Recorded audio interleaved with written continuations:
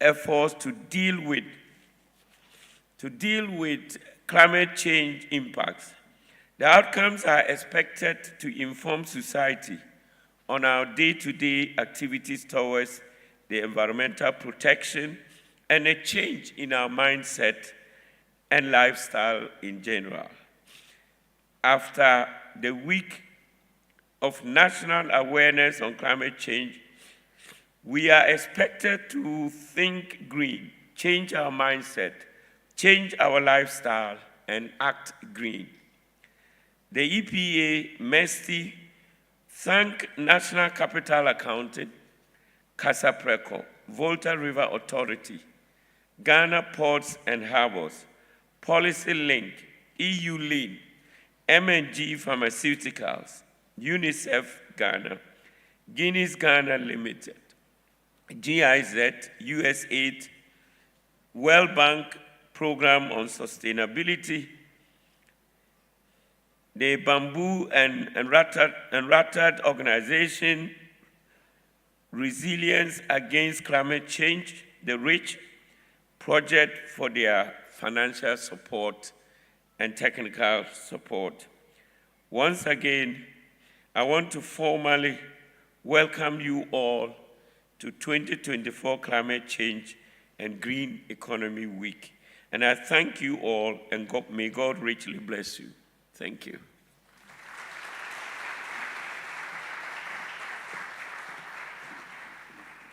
I'm sure we can do it much better. I'm sure we can do it much better. Thank you very much, Doctor, for welcoming all of us. We want to quickly go ahead and then also, with a round of applause, give it up for our partners. In fact, they have done tremendously well, going up and down and making sure that we are all here and seeing that this event takes effect. Shall we please, with a round of applause, I'm going to mention all the names and then we give them very thunderous clap. We have Volta River Authority, shall we please? We have Guinness Ghana Limited, CASAPRECO Company Limited. We have United States Agency International Development. We have the Policy Link, Resilience Against Climate Change Project, Ghana Ports and Harbors Authority, Feed the Future, co-founded by the European Union. I'm sure we can keep it up. Let's do that for them. We have M&G Pharmaceuticals. We have the United Nations Institute for Training and Research. And then we also have the United Nations Children's Fund. Please, I'm sure, yes. We are really very, very grateful for them for bringing us this far, and we thank them for being with us. We are highly grateful. On this note, shall we please, with a round of applause, welcome Dr. Emmanuel Techi-Obing, who will give us a brief on the National Climate Change and Green Economy Week. Shall we please welcome him with a round of applause, please?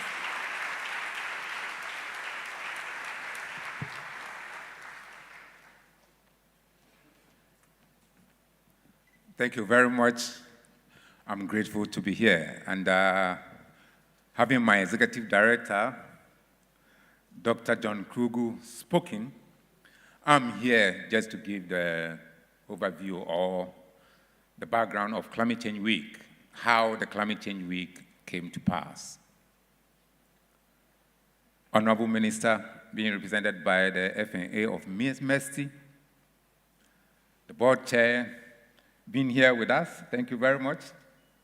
My executive director, Honorable Dr. John Krugu, Nana Okatechie, Nana Ening, and then the Director General of Ghana Education Service, being represented by Mrs. Olivia Opari Sewa. Thank you for being here. I'm also grateful to see my Queen Mothers here and all other protocols observed.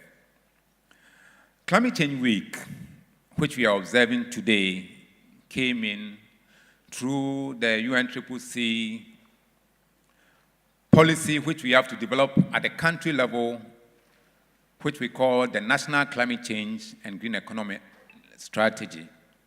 And Ghana was able to develop hers in 2016.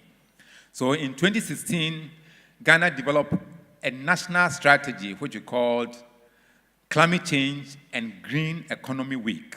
And it is within that strategy which one of the policy actions is for us to celebrate Climate Change Week on an annual basis. Let's put our hands together for that.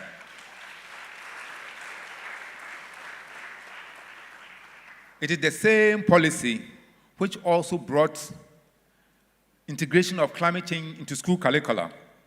And as of today, EPA, in collaboration with MESTI, Ghana Education Service, NACA, among other institutions, has integrated climate change into school curricula. So on an annual basis, we meet here with a team to be able to celebrate Climate Change Week.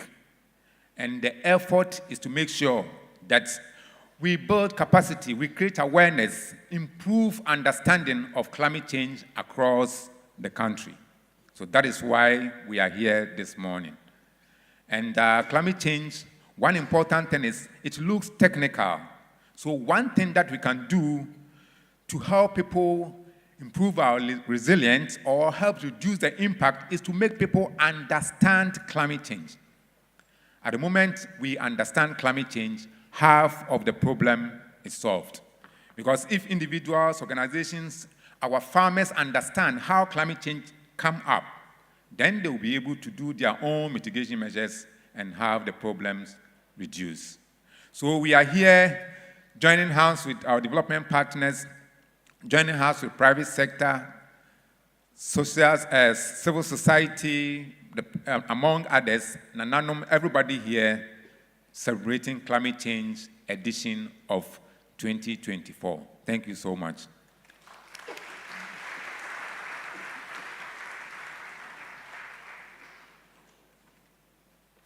Thank you very much, Doug. You rightly said it all. If we understand it together, then definitely all of us would work together so that we can help our own Mother Ghana. Before we go on, please, driver of GE 2272, please attend to your vehicle ASAP. And then to take it up from Dr. Swartz, we have everybody here joining us together so that all of us would equally learn from that and then know exactly what we have to do in order so we can save our environment as well. Now, on this note, we have our traditional leaders who are also equally here with us, and then we have a rep amongst them who would also give us their message. Shall we please, with a round of applause, welcome the Queen Mother, Nana Ekuya Dansua Ekufu the First, to give us a message. Please, I'm sure we can do it better. Thank you very much. Let's keep clapping while she comes. Thank you.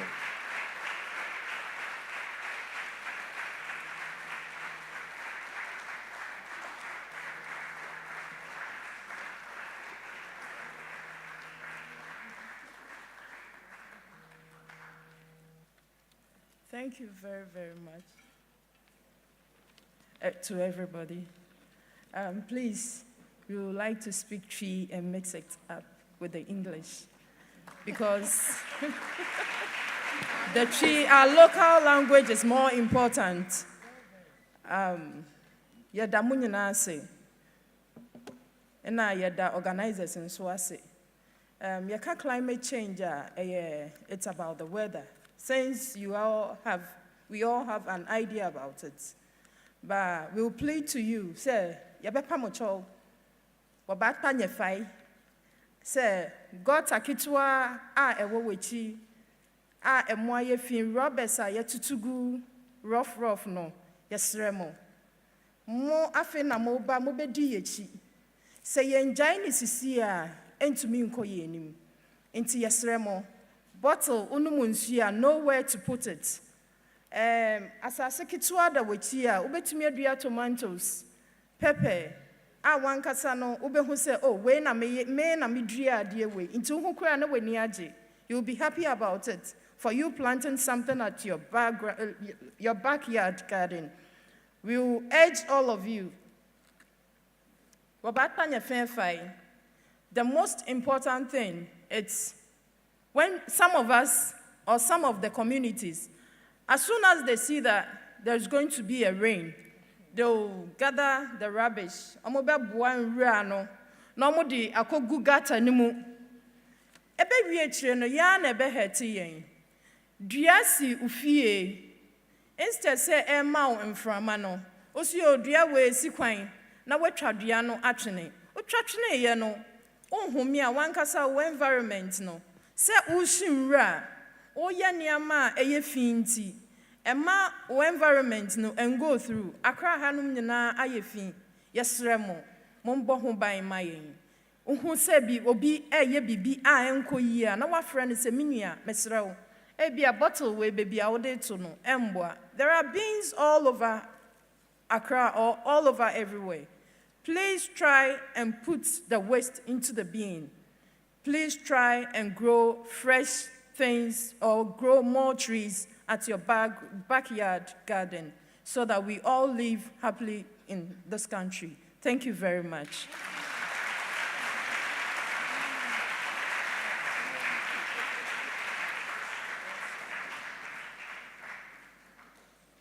I am sure we can really do it better. Really. Thank you very much, Nana.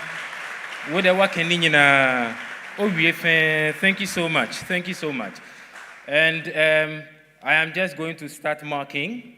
Because most of the time at such events, by the time we finish the various water that we are served with, the snacks, things that we are served with, before we realize, we end up leaving all of them. So I've taken the row, so I'll be checking and I'll make sure I follow all those who are going to leave theirs here. Thank you. Please give it up to yourselves. Whilst we do that, we are also going to just give ourselves one musical interlude. Whilst we do that, we'll get we have our partners who are going to give us solidarity messages. So whilst they get ready, please let us enjoy this music.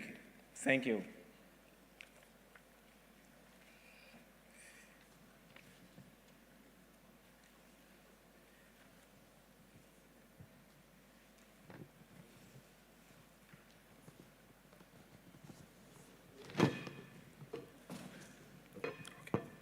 All right, so whilst I get my team to give us the music ready, I'm sure we can move on so that we can have solidarity messages coming up.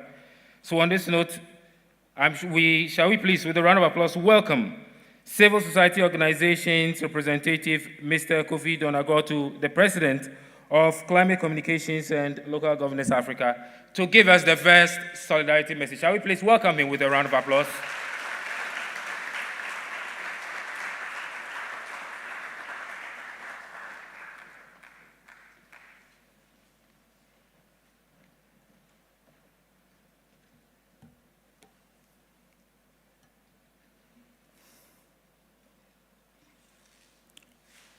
Mr. Board Chairman,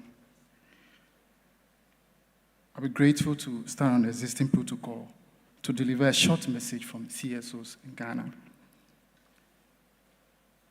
Climate Change and Green Economy Week, under the theme, Greening Education, Changing Mindsets, Changing Lifestyle. We, the representative of civil society organizations gathered here today, stand with the global world to address a pressing issue of climate change. We commend the organizers for this Climate Change and Green Economy Week for convening this critical discussion. We envision a world where sustainable development, environmental stewardship, and social justice are deeply in every aspect of our economy. We recognize the critical role education plays in shaping mindsets, influencing lifestyles, and fostering a culture of sustainability.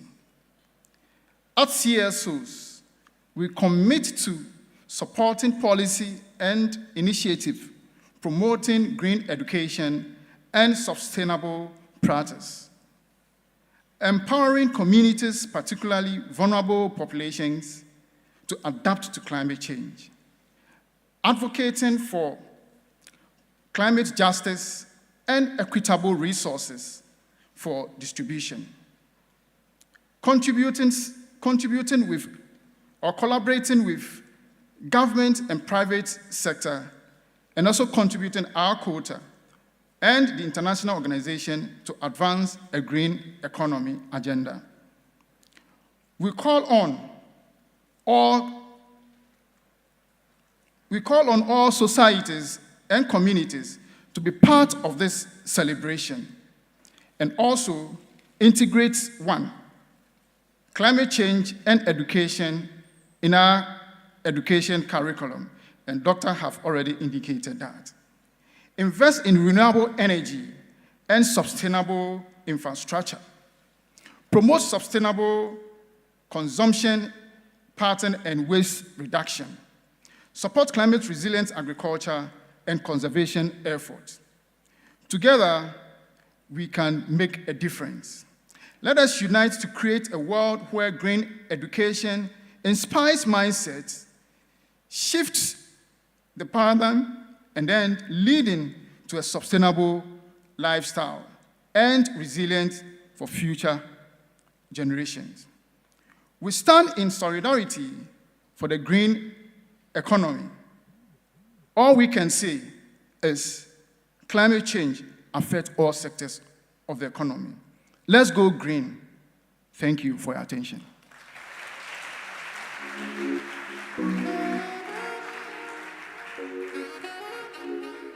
Thank you very much. Let's go green. Indeed. Shall we please give it up to him once again? And please, Board Chair, with your permission, let me introduce other dignitaries who are also in our midst. We have the Executive Director for Human Rights Reporters Ghana, Joseph Kablan Womeko. Please, shall we welcome him with a round of applause, please? We also have the Country Director for International Bamboo and Return Organization, Michael Waikweku. Michael, shall we please welcome him with a round of applause? We also have the President, Alliance of Global Volunteer Organization, Justine Akpene Egbenya. If you are here, please. Very good, shall we? We also have the Programs Officer for Abantu for Development, Jacqueline Che Bafo. Shall we please give it up? We also have the founder of Honey's Prime Ventures, Hannah Hema Akomia. Hannah is here with us. Shall we please give it up? We have the founder of Janok Foundation, representing women in WASH, in the person of Jane Amele Oku. Shall we please welcome her with a round of applause? We also have the... Okay, so we'll give you the rest as we move on. At this juncture, shall we also please, with a round of applause, welcome the rep for International Bamboo and Return Organization to give us the solidarity message. Shall we please do that with a round of applause, please? I am sure we can do it better. Let's do that. Thank you very much. Highly grateful.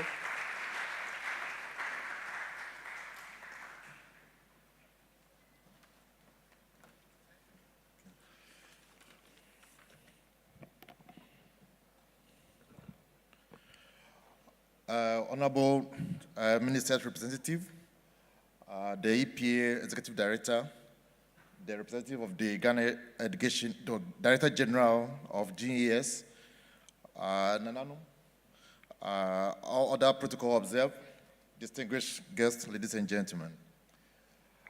As Ghana celebrates the 2024 National Climate Change and Green Economy Week on the theme, Greening Education, Changing Mindset, Changing Lifestyle.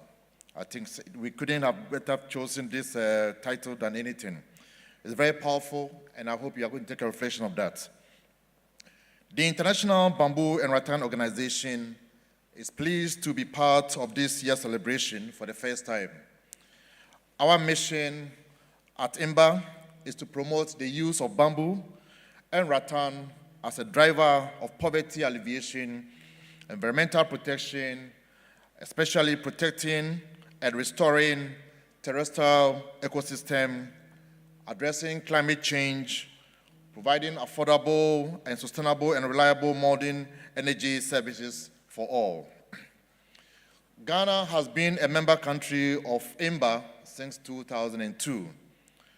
IMBA over the years have worked closely with over 50 member countries transforming communities, improving livelihood, protecting environment, building the skills necessary to harness bamboo's potential, creating value-added products that replace plastics items such as single-use bottles, packaging, and driving nature-based solutions.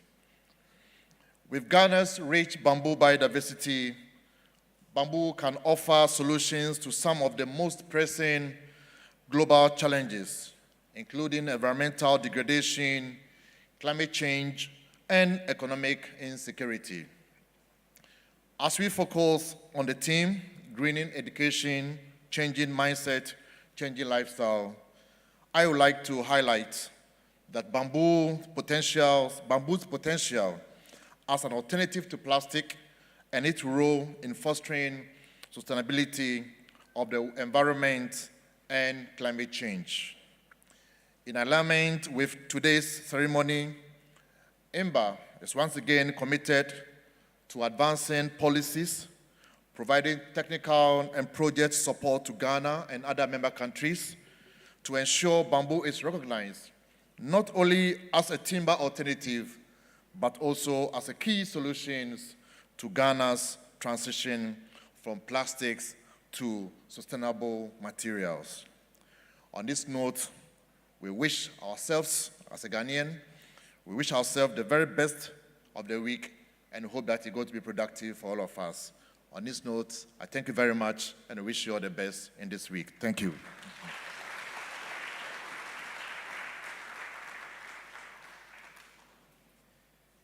Thank you very much. We are highly grateful. Shall we please do it once again?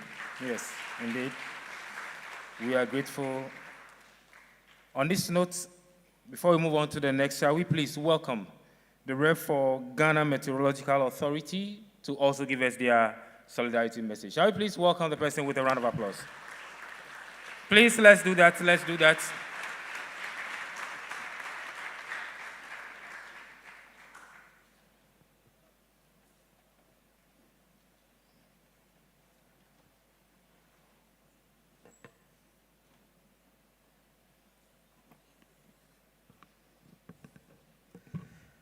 Thank you very much.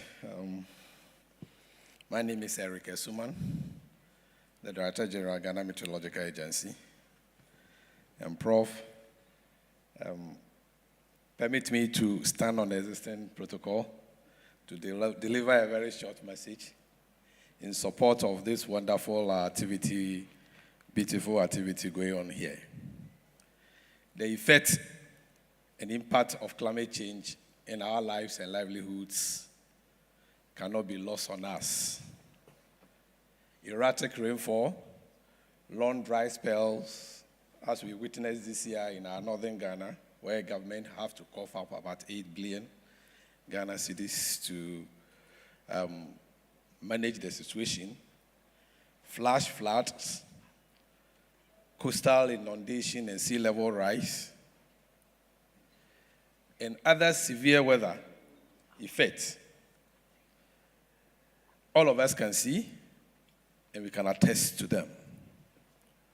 The sad thing is that the causes of this climate change are mostly human-induced. As our Queen Mother said it in her remarks, our activity, throwing garbage into the drainages, blocking it, it's coming to rain, we gather our rubbish and put it in the rain for the rain to carry it as to where they are going, we don't care. Cutting down trees, burning the bushes, are all the things that we do as citizens. If you listen to what is going on, the Galamsey, and how we are destroying our environment, are the things that we do to bring this negative effect on us through climate change. Therefore, creating awareness and sensitizing ourselves, especially the youth, is a noble initiative that must be supported by all. And we, Ghana Meteorological Agency, institution mandated to provide weather and climate services, cannot be left out. And so we fully support this strategy, annual Climate Week celebration, to provide education, sensitization, awareness, and develop our youth to be aware. I believe if we all become very aware and know the effects of our activities on the climate, as Dr. Obeng said it, we would have 50% solved the problem. I just watched some video where some Galanseyers are proudly speaking about how they will not stop these practices and that nobody can stop them. And they are saying this because they don't understand what they are doing and its effect on themselves and the environment. And so if you're able to succeed in sensitizing people, getting people appreciate our activities and the effect on the climate, truly we will be 50% through in solving this problem. So GMET, in complementing this effort of EPA, has started the establishment of green climate clubs in senior high schools. The objective is to produce climate-smart generation who will appreciate our activities and any effect on the climate. And when they become future leaders, we'll be able to come out with policies and activities and programs that will save our environment. In addition to this, we have set aside March of every month, which on 23rd March every month is World Meteorological Day. Ghana Meteorological Agency has turned this day into a month celebration to create awareness for people to understand our activities and the effects of our activities on the climate so that we can have a good life for ourselves and for the future unborn. On this note, we would like to support this noble program, and may we all be ambassadors of this activity and ensure that the climate change and green economy become part of our conversation, in our discussion, in our families and our friends, especially the students with their peers, so that we have a good environment to live. Thank you very much, and may the good Lord be with us all. Thank you.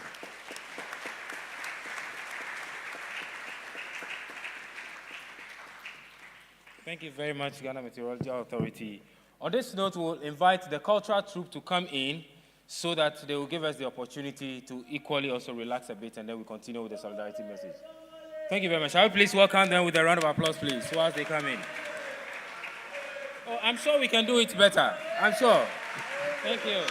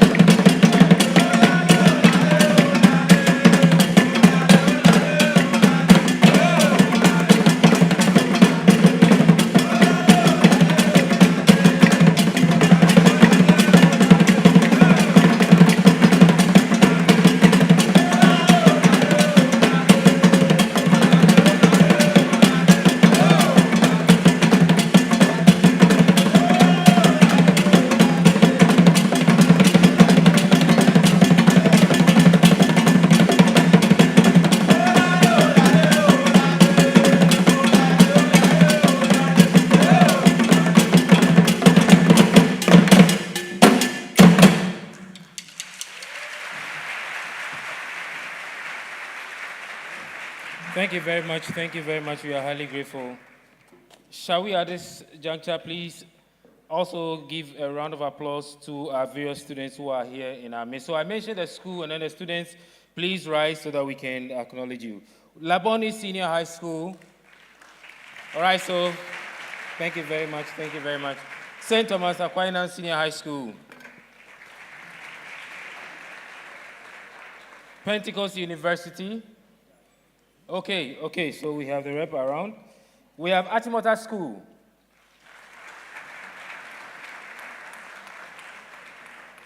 We have Presec, Teshi. Then we have Accra Academy.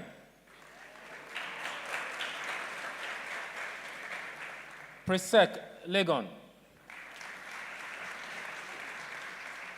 Then we have Presec, Osu. Then we have the University of Professional Studies, Accra, UPSA.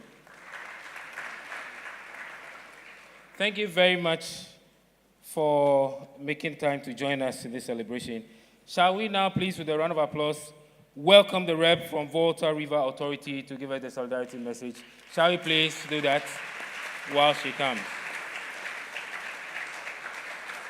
Now, while she's coming, let us also have the rep for University of Professional Studies, Accra, also preparing to join us right after this. Please, I'm sure we can do it once again.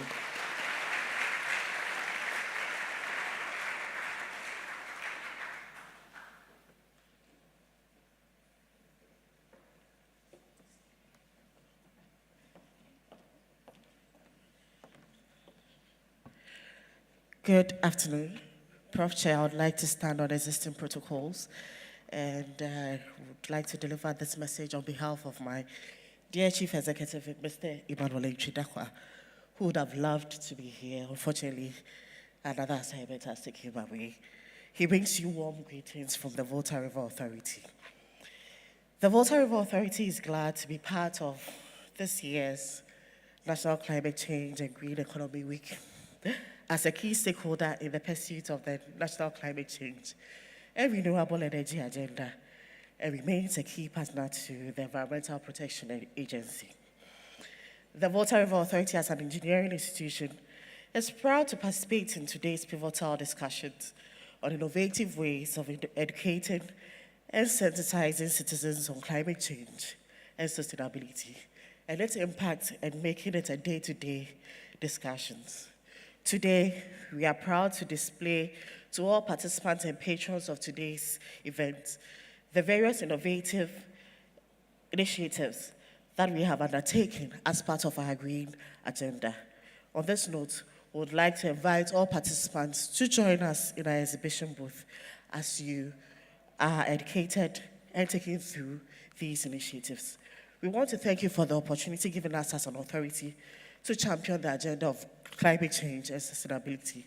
And God bless the Environmental Protection Agency. Thank you.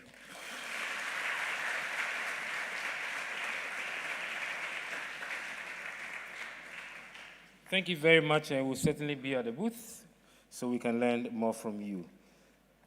On this note, shall we please, with a round of applause, welcome the Chief Imam from Kunkatamaso Municipal to give us a solidarity message.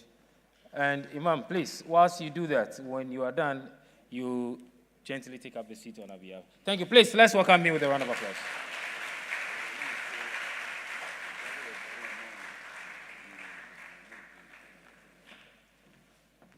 I think my elders have already established the protocol, so I just stand on the same protocol.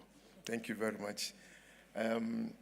Climate change, as my sister said, Queen Mother said, we need to understand it in the local balance, that the environment in which we live is what we are talking about. If we are able to maintain the environment in a way that is sustainable, it inures to your own benefit. I've been the Munafadini in the Muki Zama. I've been the Zaka yi, Yabar Zamanka, Arayua Adunia. Da unguwanka ba ta abu da a yarda ciyawa inda zai bar in the ruwa ke wucewa, ya hana ruwan na shi muke fadi. Da irin kone abubuwa, in kuna kone abubuwa hayacin da ke tashin na, yana samu matsala da sama, shi ke bar hadiri ina yin, shi bar lokacin da bai kamata hadiri yi, shi hadiri na yi. In hadiri yi kuma shi yana bata abu. Da ya kan say, bebi a yɛte no borɔno no a yɛte so no ɛhyɛ yɛn nsa ɛwɔ sɛ yɛte ase sɛ sɛnea wobɛbɔ borɔno ho ban no ɛnna ɛbɛma w'asetena mu ayɛ yie nti sɛ worehyɛ ade wɔ w'afikyire a te ase sɛ environment na wote mu na wosɛe no adehye mmara da ho biribi a wobɛyɛ de ɔsɛeɛ bɛba borɔno no a wote no so no mmara ɛda ho. Mifi 2 weeks ago, Mifi School of Development Studies na mebano, UCC. Miko School of Environment. Inti ade a yeye ho adwuma no, e school a mekoe. Enti environment no, ye ka se bo ho ban na wonya asetena pa, na wasetena so enko enim. Ndua na esisi ho no, se wotwitwa a wonya oxygen because omo no ma ye oxygen.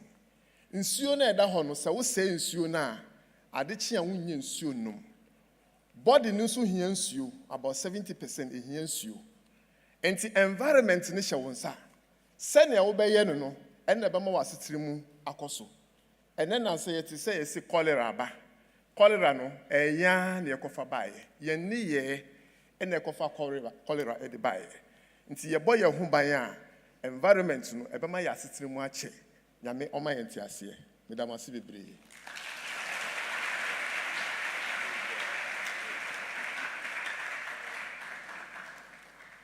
I'm sure we can do it better. Thank you.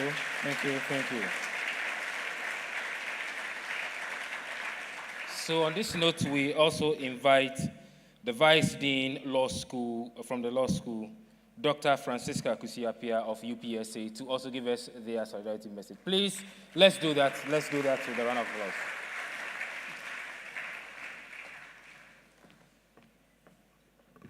Good afternoon, ladies and gentlemen.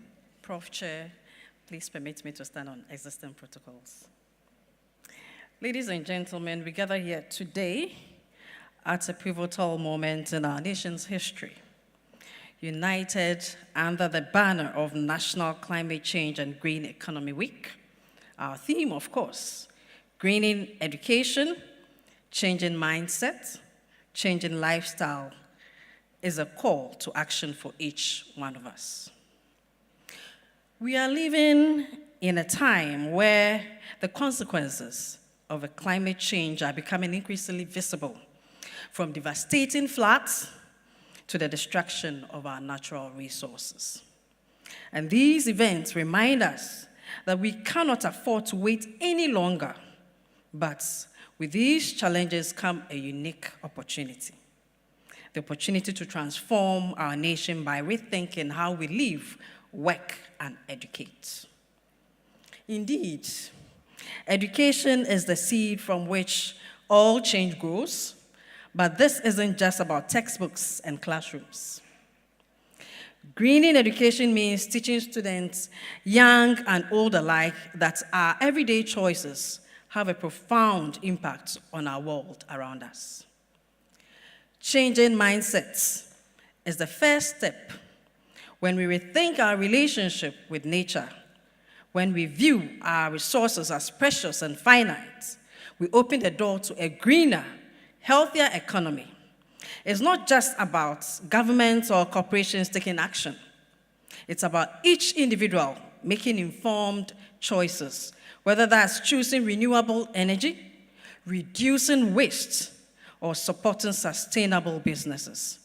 The path to a green economy starts with each of us in our homes, in our workplaces, and in our communities.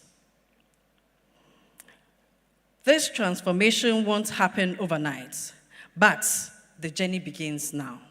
As an academic institution, we are committed to this initiative by revising our curricula at the diploma, undergraduate, and master's levels to promote green economy. We carry out advocacy and research through the Center for Climate Change Law and Policy. So today, I call on all of us to act. Let this National Climate Change and Green Economy Week be a turning point. Let us green our education systems, shift our mindsets, and embrace lifestyles that honor and protect our environment. Thank you.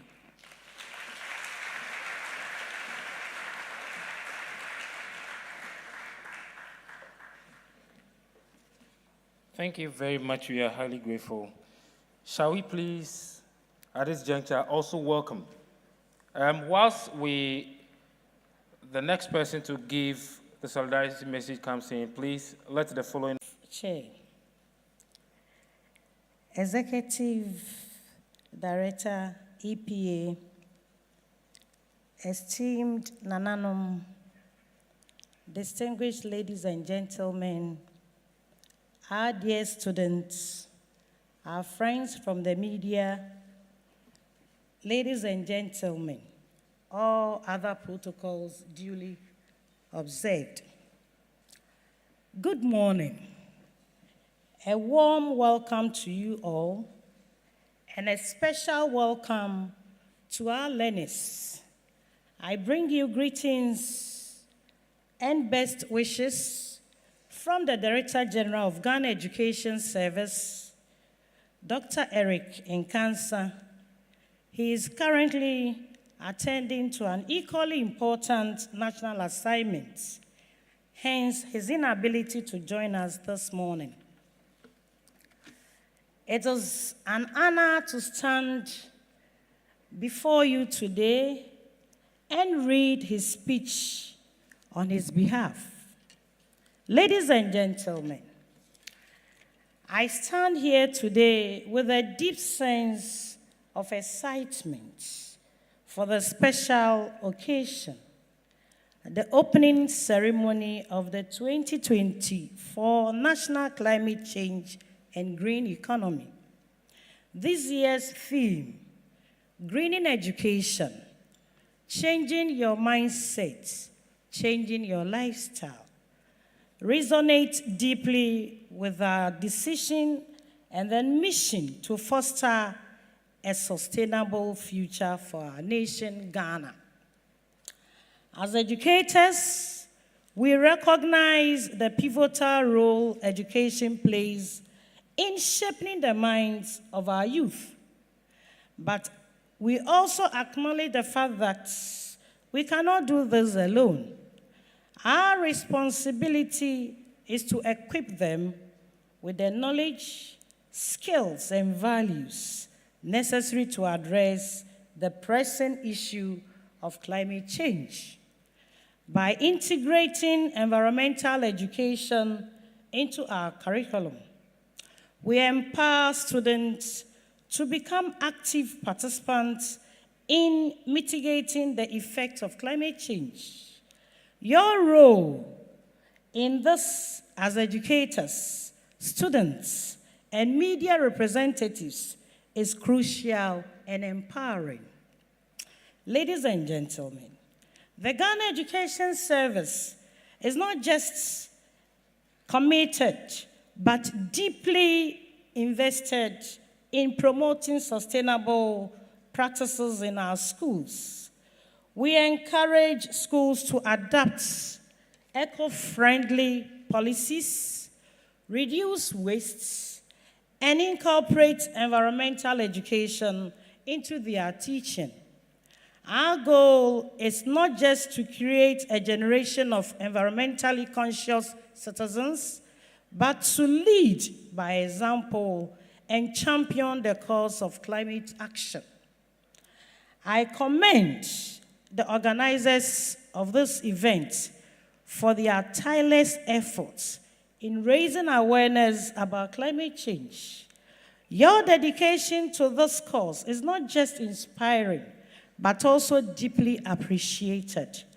I urge everyone present to join forces in promoting sustainable living, and I do so with full recognition of the hard work and commitment that the organizers have put into this event. So we say AICO to EPA and then MESTI. Ladies and gentlemen, our work at the Ghana Education Service spans the pre-tertiary space and impacts every home. We have been working with several stakeholders to increasingly promote climate change education in our schools through various approaches. In 2016, we worked with EPA and the Ministry of Science, Technology and Innovation to develop the National Climate Change and Green Economy Learning. To develop the National Climate Change and Green Economy Learning Strategy. One of the actions in the strategy was the integration of the climate change and green economy into the school curriculum, which we have completed with support from the National for Council and Assessment, NACA. In 2019, we reviewed the school curriculum. All information needed for Ghanaians to understand better climate change issues was integrated, especially within the upper primary. With support from EPA, over 2,000 teachers across the 16 regions have been trained to teach climate change and environmental issues in our schools effectively. We have introduced environmental and climate change clubs in schools to promote climate change education. We are implementing projects such as Globe Ghana projects and the Greening Schools initiative to address climate change challenges. We also encourage our students to engage in recycling, tree planting, gardening, and organic waste recycling, among other activities. Prof. Chair, we are confident that through these initiatives and activities, our students will develop a deeper interest in climate change issues. Together, we can conserve our environment, mitigate the effects of climate change, and secure a better future for generations to come. I am proud to witness the launch of the 2024 National Change and Green Economy. On behalf of the Ghana Education Service, I congratulate the Ministry of Environment, Technology and Innovation, MESTI, and the Environmental Protection Agency, EPA, for leading the charge to create national awareness and generate consciousness of climate change and its impacts. Together, let us continue to harness the power of education to create a greener, more sustainable world for ourselves, the local communities, and future generations. Thank you so much for your attention. This, I read it on behalf of the Director General of Ghana Education Service. Thank you.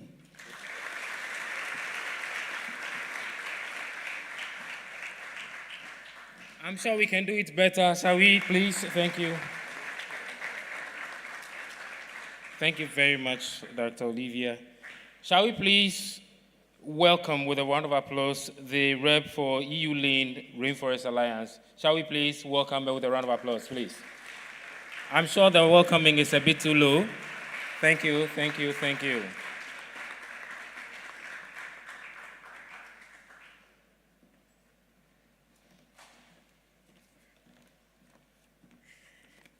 Thank you, Prof. Chair. Protocols duly observed. Madam Olivia, I am actually very happy to be here today because this will actually be our second time as the EU-funded Landscapes and Environmental Agility across the nation, which we call LEAN project. This will be our second time supporting EPA, MESTI, and all the other partners in hosting or sponsoring this Climate Change Week. So we are happy to be here. Well, over the past 4 years, because that's how long the Lean project has been running, we have partnered closely with the government of Ghana, as well as other incredible stakeholders like MESTI. We've also worked with Environmental Protection Agency, Forestry Commission, Ghana Education Service, the Ministry of Food and Agriculture, MUFA, as well as the Tree Crop Development Authority, TCDA, in implementing integrated landscape management approaches. We are active in 12 districts across 5 regions, spanning Ghana's savanna, high forest, and transition landscapes. Working hand in hand with our government partners and local farmers, we've successfully implemented community-led restoration and farmer-managed natural regeneration schemes into action. This has helped in restoring 411 hectares of degraded farmlands across 42 communities. We've also established 85 restoration sites, bringing back to life an additional 255 acres of degraded land. The EU Lean project has also recruited, trained, and equipped 800 passionate fire volunteers, providing them with the necessary tools, which has led to a significant drop in domestic and wildfires, especially in the savanna and transition landscapes. As I mentioned, last year we supported GES and EPA in sponsoring the 2023 National Climate Change Week, as well as the quiz for second cycle schools in Ghana. This year, we look forward to doing same while establishing about 10 environmental clubs in primary and basic schools across the operational landscapes to advance climate change interactions. So I was actually very happy when Madam Olivia was outlining some of the curricular change expectations that we should be looking forward to. So Madam, we look forward to working with you. Prof. Chair, I would like to take a moment to sincerely thank our government partners, as well as our consortium members, which include World Vision Ghana, Chopping Boss Ghana, and EcoCare Ghana, with Rainforest Alliance as the lead implementing manager for the Lean project. Now more than ever, we must implement sustainable solutions to protect our environmental conditions as our lives depend on it.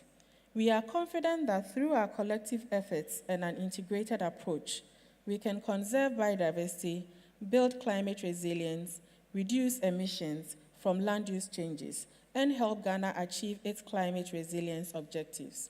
Thank you very much.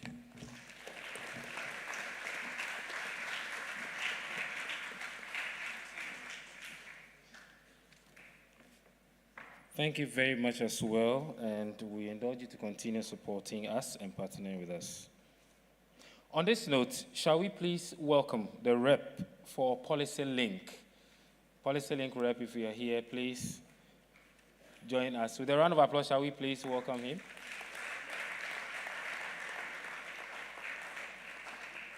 Okay. I've been told to just give a minute. Do we have, please, Guinness Ghana, the rep from Guinness Ghana Limited also here? All right. Then on this note, it is often said that when we hear from our fathers, then that means we are getting to the end, and then all the advice is given. So before we get there, we have the next who is representing the traditional chiefs to give us the information or the solidarity message. In the person of Nana Oketechie Enim the First, Sanahini of Akim Tafo. Shall we please welcome Nana with a round of applause whilst he comes to give us his message. I am sure we can do much better than that. Thank you, Mr. MC. And before then, I think we need to send the mic to the Queen Mothers so that they will officially introduce themselves. You see, we are learning, and culture is very key in Ghana here. Kings, chiefs, normally don't joke with their titles, their names, and where they belong to. Because somebody somewhere can come in and say, I'm a chief, I'm a king, but he has no jurisdiction. So let's give them the mic Let them take time, mention their names, where they served, and why. No, let me pause here. Thank you. Can you give him the mic?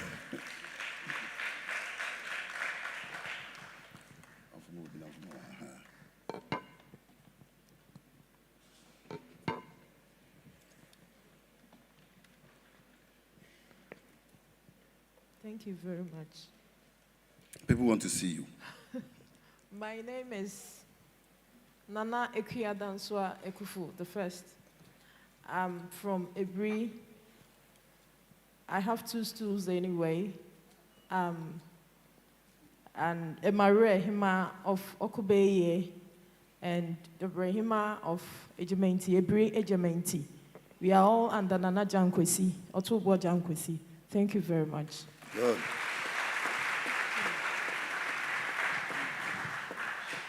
Thank you. I'm Nana Nyakwa. I'm also from Ebri in Sachi. Mankrado Hima. I'm under Nana Jankwesi. Oh, thank you. I'm Nanaya Adobia. I'm from Queen Mother of Akwemu, Tekiti of Pharmacy. And my overlord is Odenehunko Afakuto the third. And our permanent Queen Mother is Nana Afrakoma the second. Thank you. Thank you so much. You know, we keep learning day in and day out. And this is very important. Already, Sheikh has introduced himself.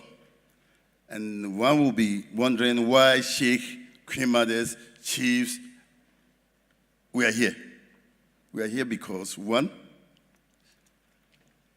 we have realized that the youth of today, many of them doesn't understand the concept of tradition. So we wanted to market, promote our heritage. In doing that, you need the chiefs, the Queen Mothers, the sheikhs, and the pastors. So we have formed an alliance. Apart from the Amahene, which is the overlords, we, the traditional leaders, from division to the last person, the Queen Mothers, the pastors, and the sheikh, have formed what we call alliance, the royals, pastors, sheikhs, alliance. And that is why to say you see the sheikh here with the Queen Mothers and the chief.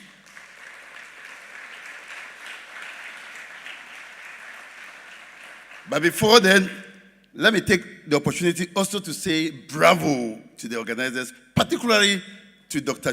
Techi and his team.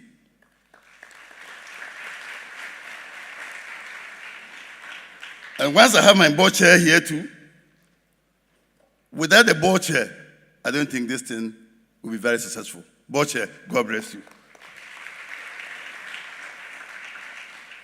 Then I have Constance. I was with Constance at Tourism. Now he's with EPA. Constance, I'm here with you. We'll make it. Then when I turn, I can see my lady that I love so much. Not quote and unquote. Praise. Why I'm saying this? Because we've had series of engagements. We've worked together with Mr. Techi and herself. So Queen from GES, God bless you. Then to the invited guests, the media, and then I rest my case here, now to the main agenda. Interestingly, if you observe critically, when the Queen Mother was here, she decided to speak in her local language. Communication is very key. She came, spoke Hausa, it's also very key. Because if you go out there and sell the products, where the people will be sitting down and say, yo, at the end of the day, they don't understand anything. You've done practically nothing. Now let's go to climate change. Yes, we all know climate change. What is happening? Go to our various homes, including my house. The house is tiled. Water doesn't sink to the floor, to the ground. So when it rains heavily, what happens? Like the Queen Mother said, all gutters are choked. It's our lifestyle. Gone are the days. The chief will tell you, or your community will say, don't go to the riverbank. All what they are saying is that they are protecting the mineral resources that is over there. So they will just create something. It's about creativity, innovation. Don't go to the riverbank this date or that day. All that they are saying is that when you go there, excuse me, and you ease yourself, the water, the physics, when it rains, just the water will just carry it into the river, and somebody somewhere will drink it, have cholera, malaria, and die. Our lifestyle. Greening economy. What are we talking about greening economy? Cutting down the trees. Like they said, everybody has spoken about it. The next thing you see, there's nothing like tree. Then Ghana becomes a desert like Mali and the rest. Is that what we are looking for?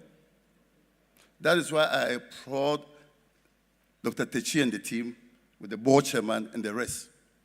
It's time we need to go out there, educate the youth, educate the opinion leaders, particularly with the chiefs, with the leaders. So we, the alliance, that's the Royal Pastors, Sheikhs Alliance, we are going to support them. We are going to be with them. Every step they take, we support them and we'll go with them. So that we can come out with a pragmatic master plan where the chiefs, the opinion leaders, the youth of a community can also have that kind of training. That is the PPP concept. Is very important. Training like train of trainers. When you train 10 chiefs in a district or a region, and you ask them to go out there and train the rest, trust me, give yourself a time. Within that period, over thousands will be trained because you have given education. Education in this subject matter is very key. The speakers, when they were speaking, you could see there was a single word that was running through, PPP, public-private partnership. Without the public, there's no way the private sector can succeed in achieving this goal. Without the private sector, there's no way the public can achieve the goal and objectives of this very unique, laudable concept. So you need the public sector, the private sector. Go to your program outline. You see that, yes, it's a government initiative, but they have private sector supporting them. This is the time that governments or individuals need to resource EPA, resource the team, environmental, so that with that money, there's nothing we can do. So government, private sector has to support them with money so that they can frequently organize such events. And I like the training because when he was speaking, doctor was speaking, he mentioned that they've started, and I know they've started with pictorial presentation because schools, rain, rain, go away. What is rain? When you talk about climate change, what is climate change? You need to demonstrate, and we need to do that holistically and collectively. Involvement of the opinion leaders, the chiefs, the youth leaders, the teachers, and what have you. If we do that, climate change, even though it's a global issue, Ghana will be able to fight this and make sure that Ghana becomes climate-free. If the education doesn't go well to the people, trust me, you go home, go to Tema. Between Tema, Nungwa and Tema, the wetlands, go and see what has happened to the wetland. We need to talk about this. So, Boche, we from the Royal Pastors Sheikhs Alliance will continue to support this good cause. But please, make sure you vote with us. We are there for you. Thank you. God bless you all.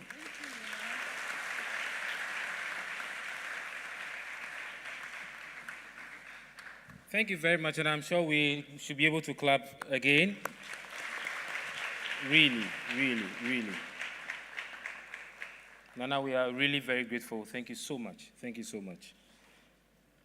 Of all this, I just picked two major things. We are all involved. And because we are all involved, my students, are you there?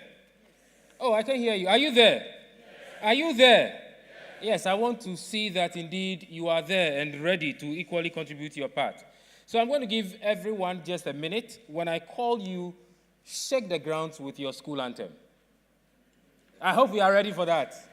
Yes, so let us change the atmosphere a bit. So I'm going to call the school, and then you quickly give us your anthem. Let us hear the voices and then the words that are coming out. On this note, shall we please invite Laboni Senior High?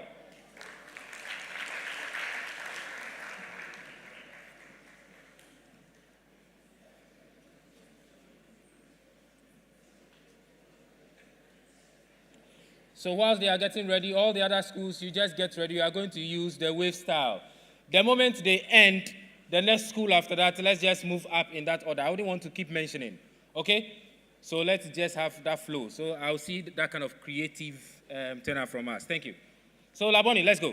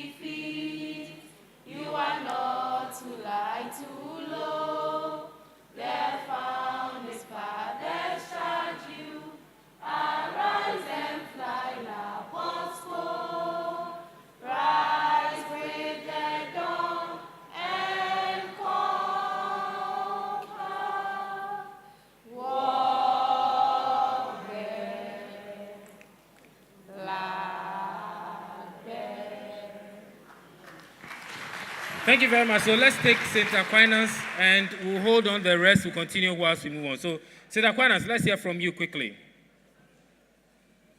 Just after Aquinas, we'll hold on. And then after the next presentation, we'll continue with it. So, St. Aquinas, let's go.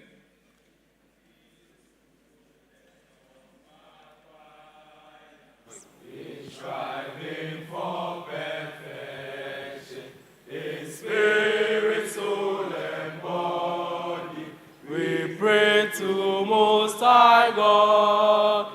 With humility and steadfastness, we tread the footsteps of our patron Saint Aquinas. Saint Aquinas, we plead with you to lead us. Aquinas, Saint Aquinas, from victory to victory, from victory to victory. Aquinas, Saint Aquinas, we plead with you to lead us. Aquinas, Saint Aquinas, from victory to victory, from victory to victory. Thank you very much. On this note, we quickly would move to the second part of the program. This is where there is a presentation that is going to be done to the Ghana Education Service through the Honorable Minister Mesti. But then before the presentation is done, shall we please invite Dr. Emmanuel Techiobing to give us a brief of how come the presentation. Please, I'm sure we can do that with a round of applause. Let's do that quickly. Thank you very much. Thank you very much again. This morning, we've heard of integration of climate change to school curricula. That is one important thing the Ghana Education Service, Ministry of Environment, Science and Technology, and EPA, in collaboration with all the policy climate change areas, have done. And it is for our children and children. So it is intergenerational, and it is very good for our environment. This morning, what we are coming to do is, in 2019, EPA, in collaboration with Ghana Education Service and NACA, integrated climate change into primary schools. And then in 2020, we did it in junior high, and we are moving on. And after 2019, we also developed teaching and learning materials. Because it's primary schools, we made it pictorial. And as of today, it has not got to Ghana Education Service yet. So we are using this opportunity, the 2024 edition of Climate Change Week, to officially present the teaching and learning materials from Ministry of Environment, Science and Technology and EPA to Ghana Education Service. We have done it in such a way that these teaching and learning materials could be pasted in their classrooms. And it goes like this. Let me explain it. It's climate change. They are learning climate change right from primary school. And when we talk about climate change, we are talking about climate parameters. The sunny day, the rainy day, and among other things. So if they are learning like that, they are learning about climate, learning about temperature, learning about wind. So the climate change that primary school are learning is weather conditions. And we've all put them in pictorial form like this, which we are giving to Ghana Education Service today, and they will hand it over to all their schools, and then they will paste it. So if you take like this, it's a climate parameter, a windy day, and we put it in a pictorial form like this. And they are learning climate change in pictures where you'll be able to actually know. And then we can also see over here, this is sunny day, they are watching, sunny day. So we have sunny day, windy day, rainy day. So climate change is being learned in class 1. And then we go to class 2. Class 2 are doing things that are harmful to the environment. So plastics, felling of trees, among other things. These are what we are also class 2 people are learning. And class 3 people are learning burning as a cause of climate change. So all the burning that we're doing, and then it has been mentioned here, is also what is being done as climate change. And then class 4 people are learning the definition of climate change, the high temperatures that we are having, and then the rainfall variability that we are having is the definition of climate change. And then they are also learning cutting trees as also climate change causes of climate change. They are also learning it in class 5. And then impact of climate change, the floods, diseases, and all those things that we know are also being done by class 5 and then the class 6. So today we are here, I'm handing over to our minister, representative for our minister, to officially give these teaching and learning materials to Ghana Education Service in such a way that they will be able to paste it. We did it for science, we did it for religious and moral education, and then we did it for our world, our people. So I'm handing over to my minister so that officially he give it to the Director General of Ghana Education Service. Thank you so much.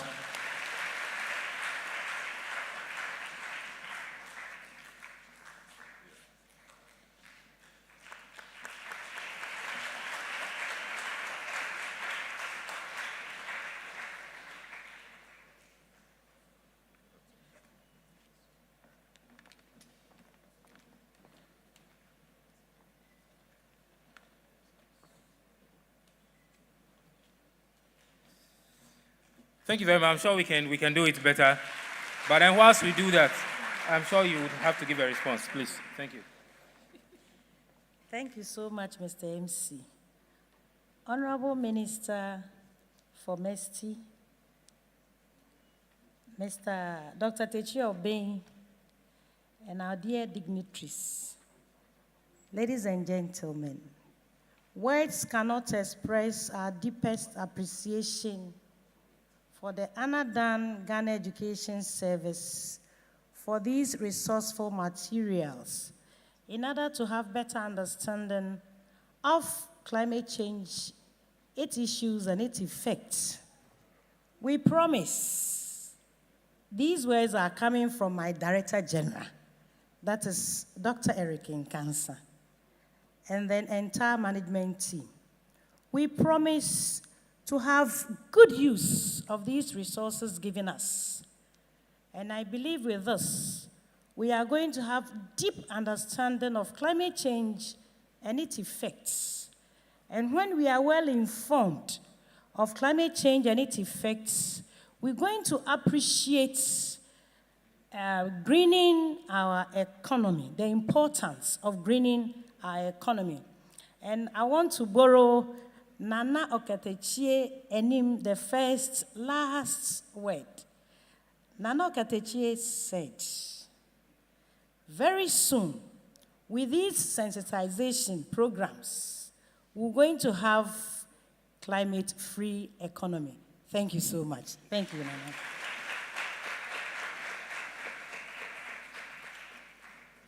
Thank you so much. Now we have come to the part where we listen to the keynote address, and this is continued with the unveiling of the climate change drawing contest for primary, junior high, and senior high students. On this note, shall we please, with a round of applause, welcome the Honorable Minister Mercy, his rep, to give us the keynote address. Shall we please welcome him with a round of applause?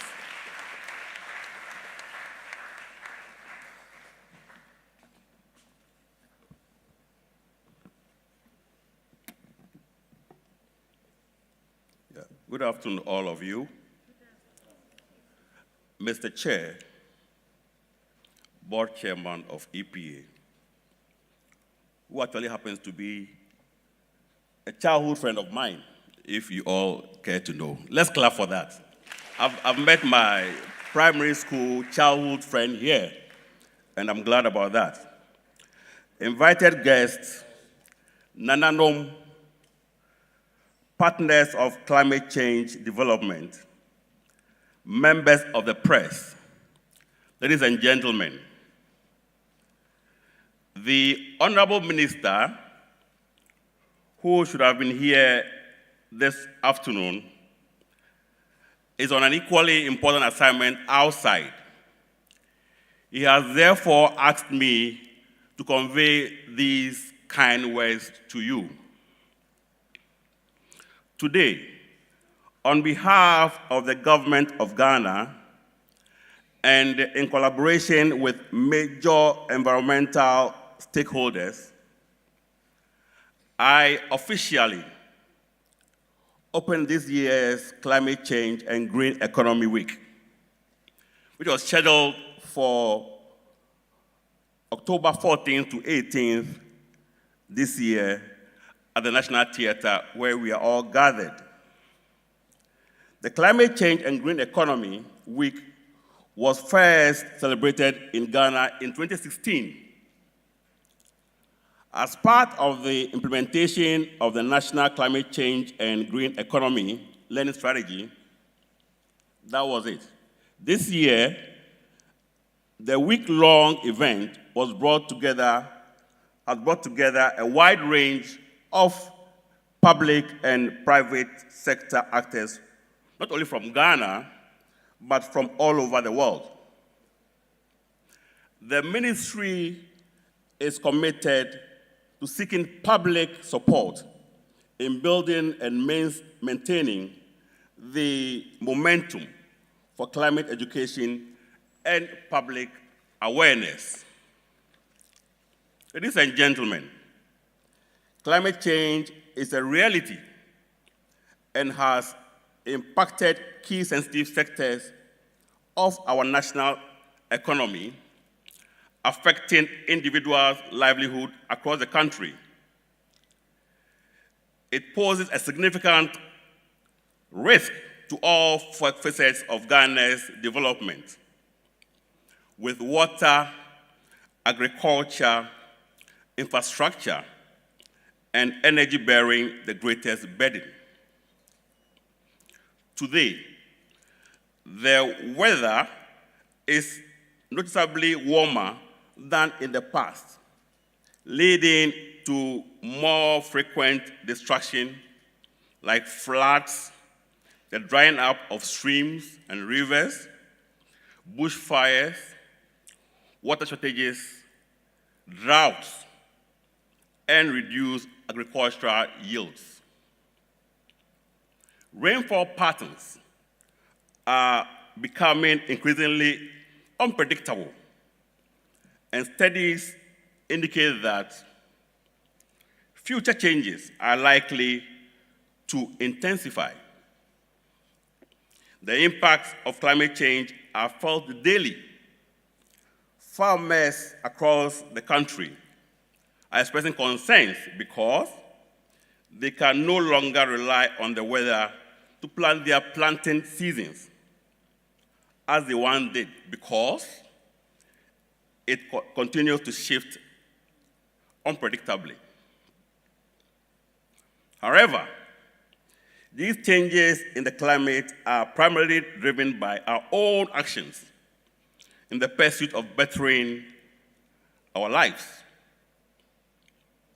Activities such as deforestation, emissions from vehicles and industries, improper waste disposal, and the burning of savannas and forests all contribute to the release of greenhouse gases, which causes, of course, climate change. The serious threats that climate change poses to the country, both now and in the future, are why the government is committed to launching public education initiatives.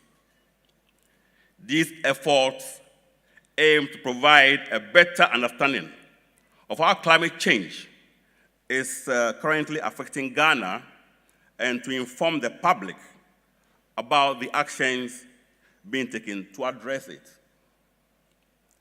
The week-long event, of course, aims at enhancing climate change education across all levels and sectors, raising awareness on the issue. Youth groups, like we see them here, the children, will share first-hand experiences and stories, inspiring our partners to commit in advancing collaborative climate actions and developing practical solutions to address the impacts of climate change in the country. Since yesterday, key milestones of climate change week have included a social media campaign, the display of climate change posters nationwide, and extensive radio and television campaigns. Ladies and gentlemen, as part of national efforts, MESTI and the EPA have led the integration of climate change into the primary school curriculum since 2019, in collaboration with the GES and the National Council for Curriculum and Assessment. Teaching and learning materials were developed aligned with curriculum's key indicators. In the presence of the Director General and, of course, the DG's rep here, MESTI is pleased to officially hand over materials to the GES, which I have already done. Further, the impact of climate change has been clearly visible in our communities or I should say in our environments, affecting our livelihoods. With the support of UNICEF, a climate change drawing contest is scheduled for November, the coming month, involving primary, junior, and senior high school across the country. Information sessions will be held for regional and district directors of education, and the drawing is expected to be submitted by November 30th this year, 2024.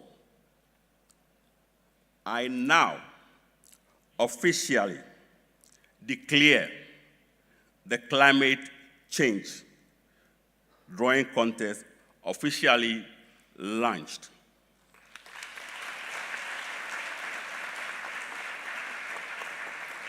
Mr. Chairman, the ministry looks forward to partnering with you to ensure the success of the 2024 Climate Change Week.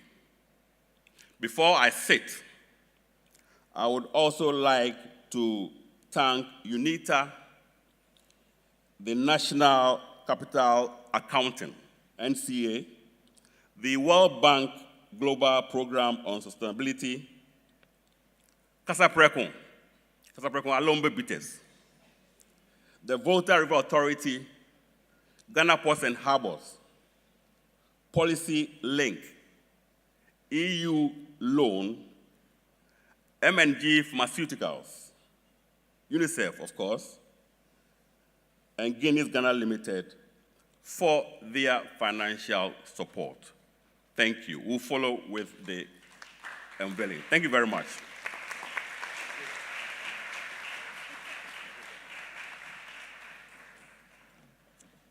Thank you very much, Honorable. All too soon, we are getting to the end, but before we go, at this juncture, we have presentation of citations, and shall we please, with a round of applause, welcome Dr. Emmanuel Tichi to lead a team in the presentation. Shall we please do it up?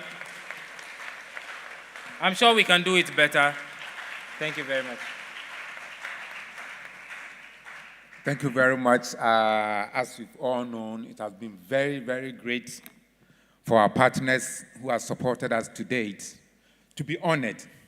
So we have some citations here that will give it to our partners, the schools that are here, and all of those who have helped us to make this 2024 edition Climate Change Week possible. So I'll call my EPA staff who are around to help us. We have citations here, which we want to give to them. So they can come. We have Abantu for development. If Abantu is here, please come for your citation. Abantu for development. We have 350 Pathway, 350 Ghana. Okay, most of them are not here. So I think we'll do this presentation. Should I continue? Yeah, should I continue? Okay. Please, my EPA people help me so that we run through. Yeah, okay, I've seen 350 Ghana. Let me call Madam Ghana GS, Ghana Education Service, to help us. So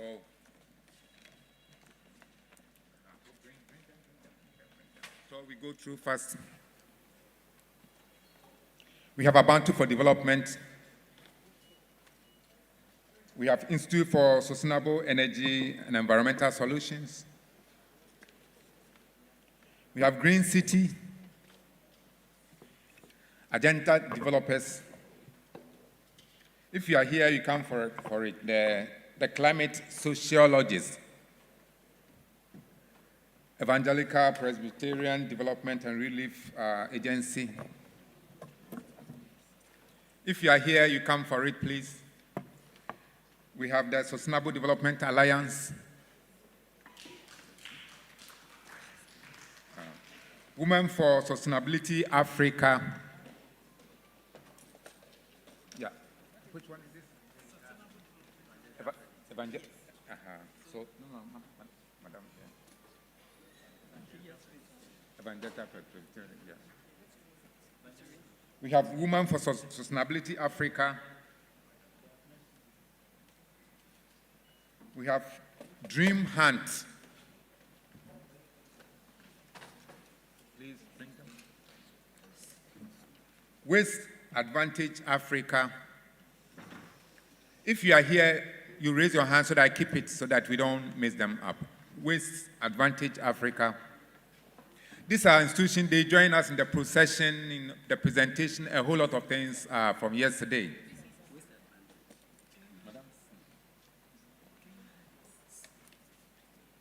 We have Crusaders of Change for Environmental Health and Society.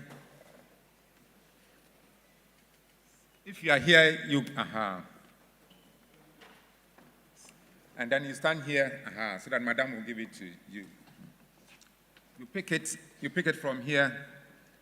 Give Evangelical Presbyterian. Okay, that's Madam. Agenda developers.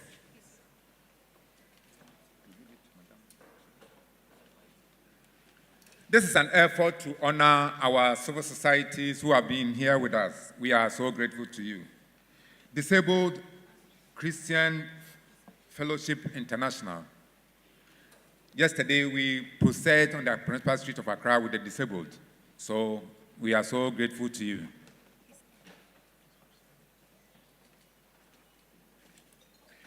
Young Reporters for Environment, Ghana. Young Reporters for Environment, Ghana. Mutashi Foundation, Africa. Mutashi Foundation, Africa. Please. So for Mutashi Foundation, we called Alaji. We called Alaji to come and support us. Mutashi Foundation, Africa.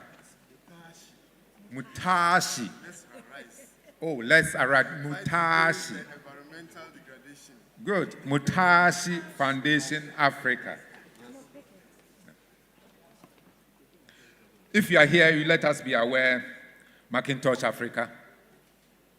Macintosh Africa, please.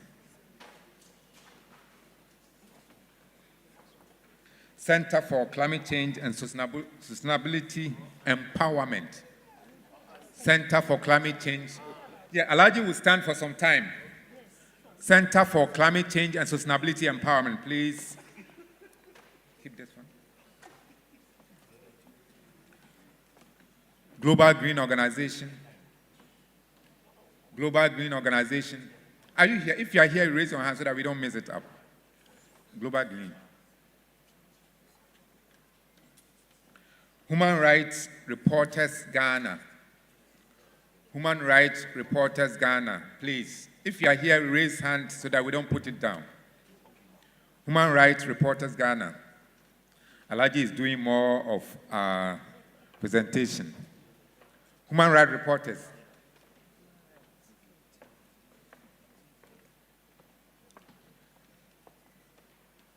Parliamentary Network Africa. Parliamentary Network Africa. Green Dialogue Africa. Green Dialogue Africa. Put it down, the one. Odeibia. Odeibia. See, it looks very, very nice. Odeibia. Odeibia is coming, yes. Global Climate Change Resolution. Global Climate Change Resolution, Alliance for Empowering Rural Communities. Alliance for Empowering Rural Communities, yes, yeah. Green Storation, Greens Storation, Greens Storation.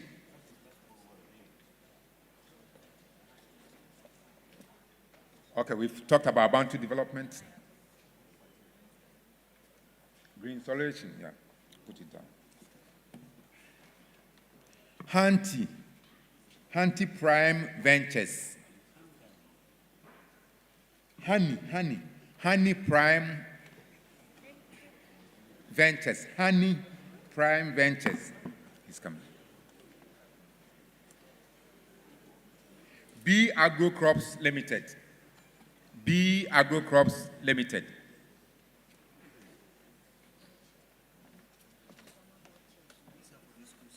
And then we have the schools. Yesterday, the schools are with us in a procession through the principal street of Accra to showcase the vulnerability of climate change so far as Ghana and the global community is concerned. And from here, we call the representative of the Minister of Environment, Science and Technology to continue with the schools. Please, let's put our hands together. And then the schools goes like the Presbyterian Boys Senior High School, Legon.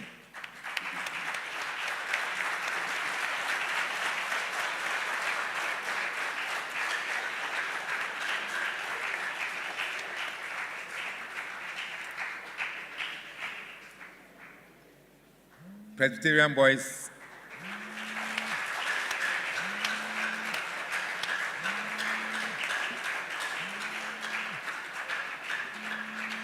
We thank you so much. You did well yesterday. We are so, so grateful. And then it goes to Kimbu Senior High Technical School. Kimbu Senior High Technical School.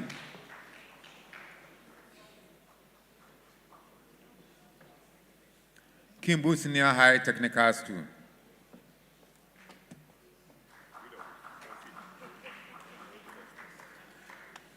And then we come to Laboni Senior High School.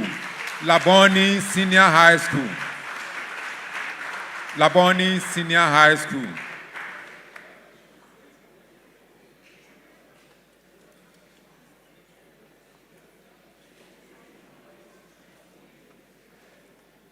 Laboni Senior High School. They are all with us during the procession on the principal street of Accra. And then we have St. Thomas Aquinas Senior High School. St. Thomas Aquinas. A representative can come and take it. St. Thomas Aquinas Senior High School.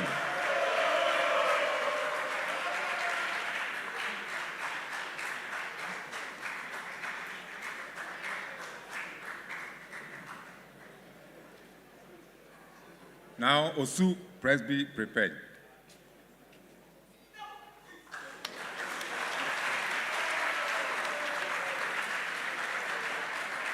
And then we have Osu Presby Senior High School. Osu Presby.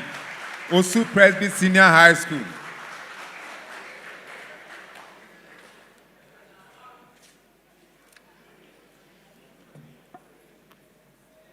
And then Motown prepared.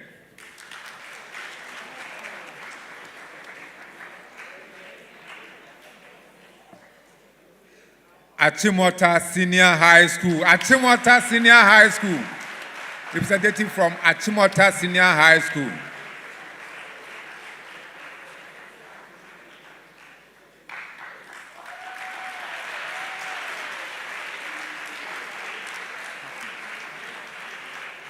Achimota Senior High School. St. Mary's, get prepared. St. Mary's Girls Senior High School. St. Mary's Girls Senior High School. Teshi Presby, get prepared. Teshi Presby. Teshi Presby Senior High School. Teshi Presby Senior High School.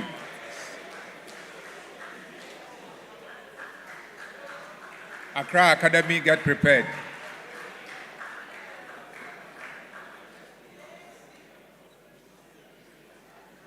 Accra Academy Senior High School.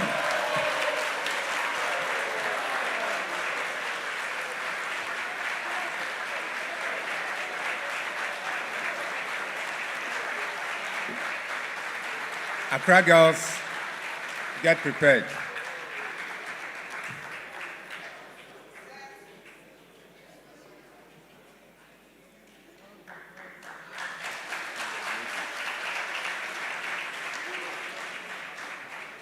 And then our last, not the least school, is Accra Girls Senior High School representative, please.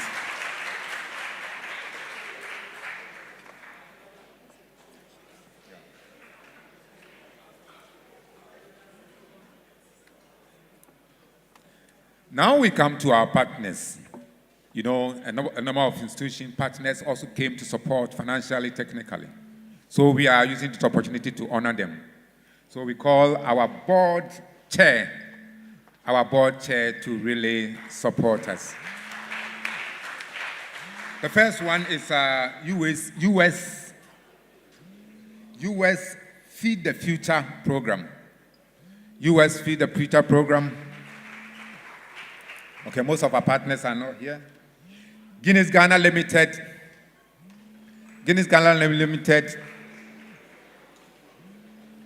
Ghana Education Service. We've been with Ghana Education Service over the years. Integration climate change to school curricula, among others. Ghana Education Service.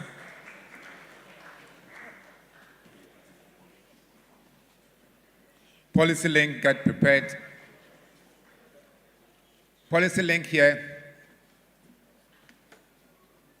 Policy Link here.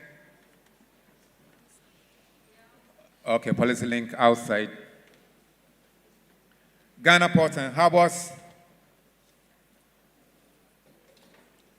UNITA, one of our international organizations, we'll give it to them when we are in COP29 in Azerbaijan.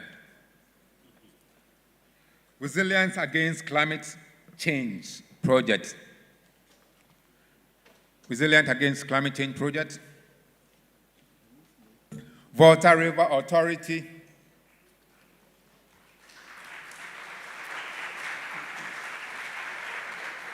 And then we have USAID. What? Volta River Authority is coming. We have USAID. Most of our people have gone. We have Casa Prekun. Is Casa Prekun here? Yes, that is VRA. VRA supported us with cash. Thank you so much, VRA. We have EU Lane. EU Lane, please. Yes, Madam is here, EU Lane. Let's put our hands together for EU Lane.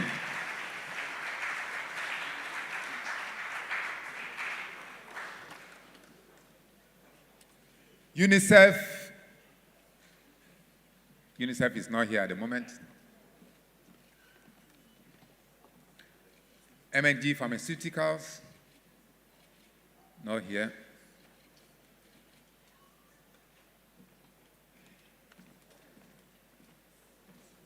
Yeah, we also have our traditional leaders also here, and we want to honor them. The first in my hand is Nana Ifwa Nyakwa Dankwa the first. Nana, you are being honored this morning for your interest in climate change.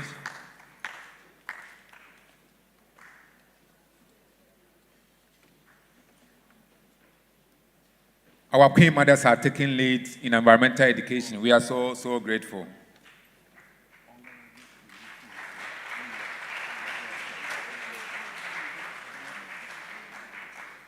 Next on the list is Nana Ekua Danswa Ekufu the first.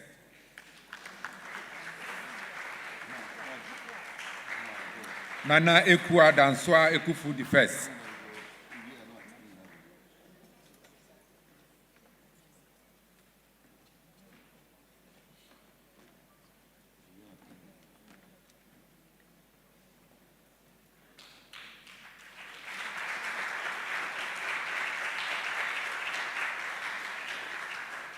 And then we also have Nanaya Adobia the first. Let's put our hands together to Nanaya Adobia the first.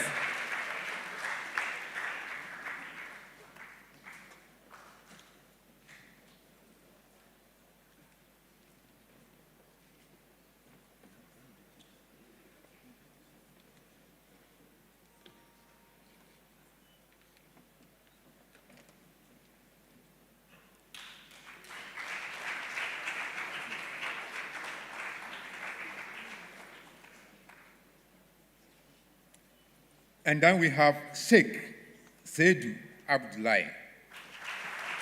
Sheikh has really, he was educating us in the home language.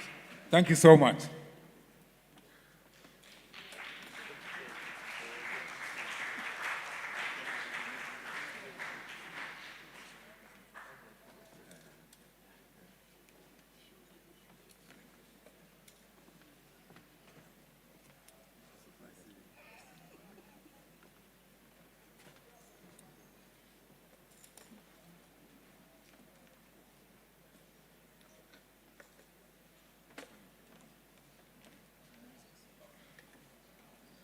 And then we have the organizers who actually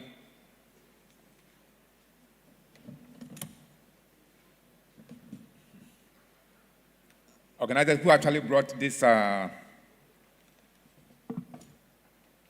meeting. They organized everything, individuals who brought these meetings, and we are calling Okateche himself to present to the individuals. Okateche, we thank our board chair so much for this. One of the organizers is Kofi Don Ago. If he's here, he can help us. We also have Mrs. Betty Boa Adom. Mrs. Betty Boa is one of the planning committee members. We have Emmanuel Nijan Ashley. Emmanuel Nijan Ashley.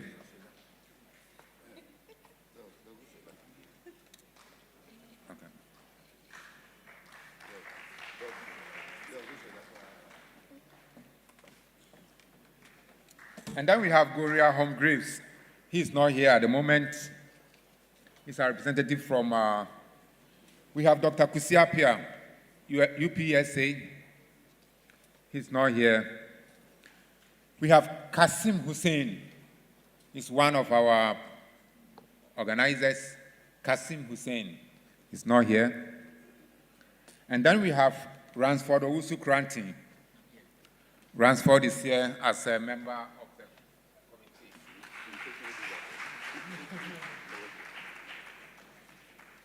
We've actually not been able to serve all of our partners. We still have some which has not come because they are printing. They brought the first batch of it.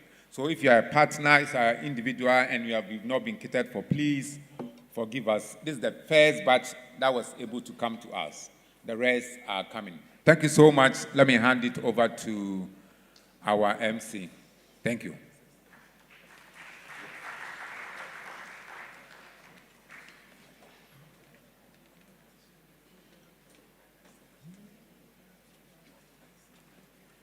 Thank you so much. So let's take, the cultural display quickly, and then we can continue. Over to you.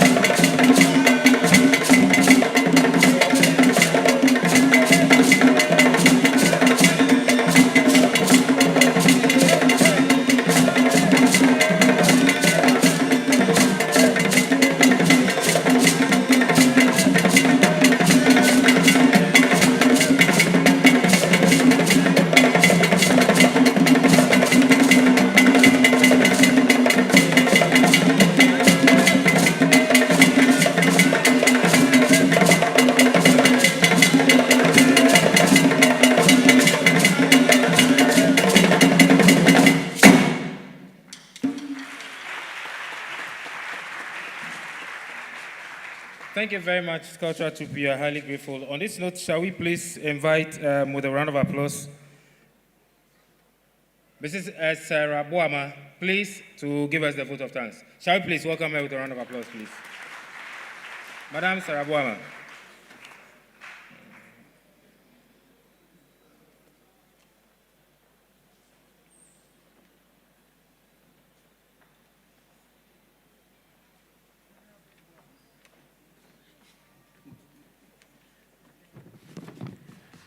Good afternoon to you all. I'm very honored to be given this opportunity. National Climate Change and Green Economy Week. This is day 2. And it's been so wonderful. Oh, dear God, thank you very much for such a wonderful day and a wonderful weather. We are grateful. I hope you and me will join to say thank you, God, for such a wonderful day. Our next thanks goes to Professor Kwesi Ampieni, Board Chair for EPA. Prof, thank you very much for all the efforts helping us to bring Day 2 to a successful end. We also have Honorable Minister for MEST, Constant Jaja. Thank you very much. Thank you very much. Thank you very much. He's repping for Ophelia Hayford Mensah. Honorable, thank you very much. We are grateful. We are very grateful. Then our next thanks goes to Nana Oketechie Enim.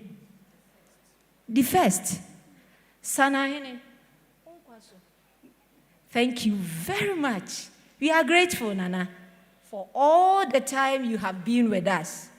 Nana, once again, we are grateful. The Japanese will say, arigatou gozaimasu. Thank you very much.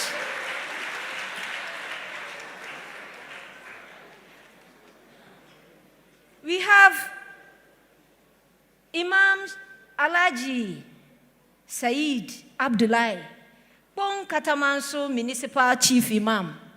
Imam, we are grateful.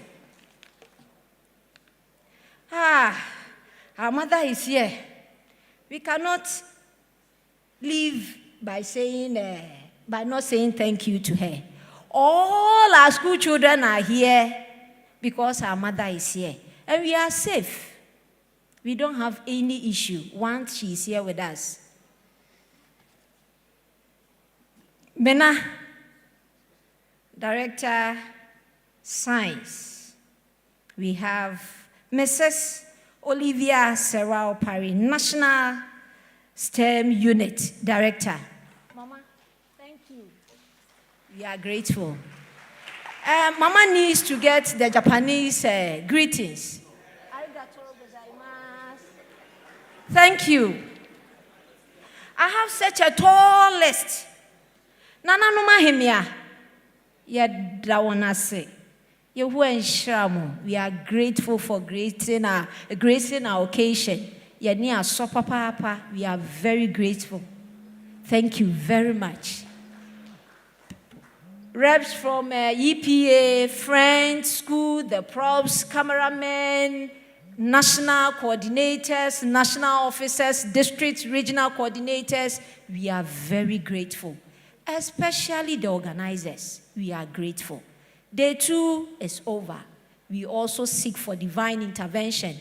Pray for the final closure for the week. Thank you very much. We say Ayiko to you all. Thank you once again. Bye-bye.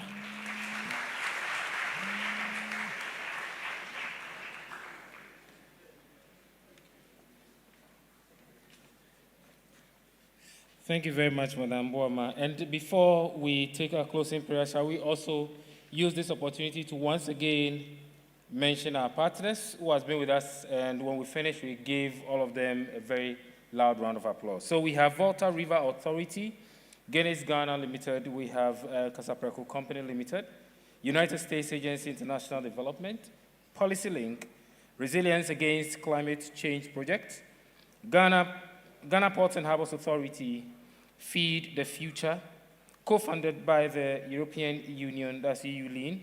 We have M&G Pharmaceuticals, the United Nations Institute for Training and Research, and then we have United Nations Children's Fund. Shall we please give them a round of applause for all their supports?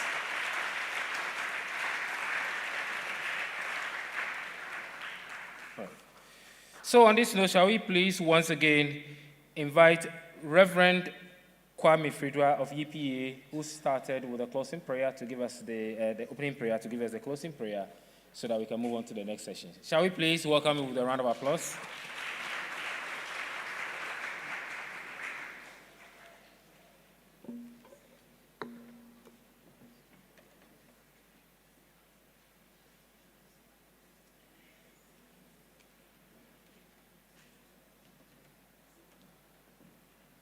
Ladies and gentlemen, please, shall we please be upstanding?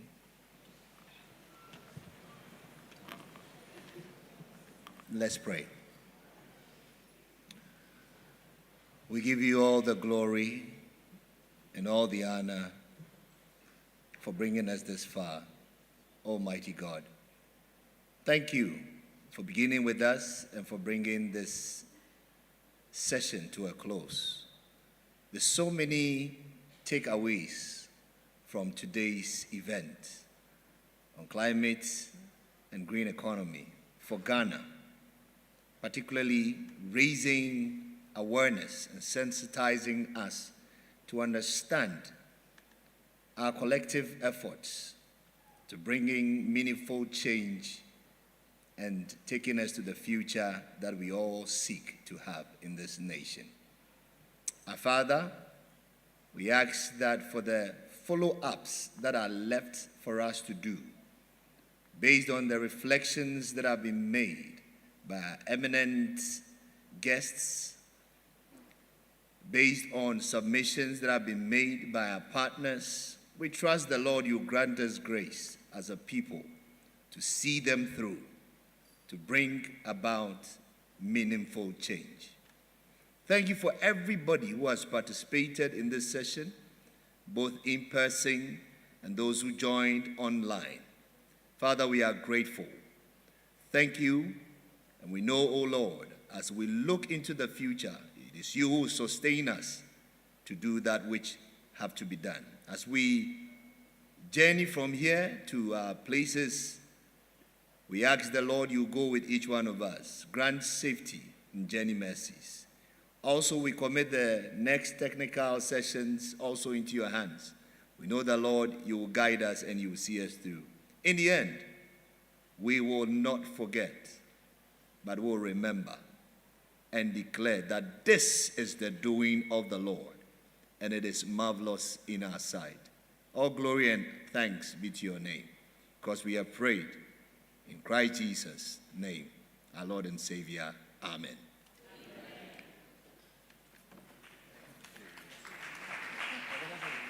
All right, thank you very much. So shall we please remain upstanding? This is the end of the very first session, so that we can have Prof and team now join us down there, so that we can have the second session starts with the technical discussions. I think at this moment, over to you. Thank you so much. So please get seated. There's food, there are drinks, and everything which is coming, so that we'll be able to start. We have few presentations that we are doing and we wind up, but the food and drinks are coming.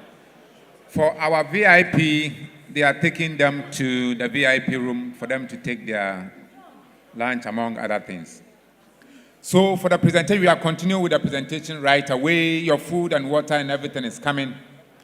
So the presentation, we would like to see the first presentation, that is the natural capital accounting, if the posters can come. But we need all the partners all those people in the government to have a group picture, all the partners, some of the key CSOs here to be on the platform, on the podium here.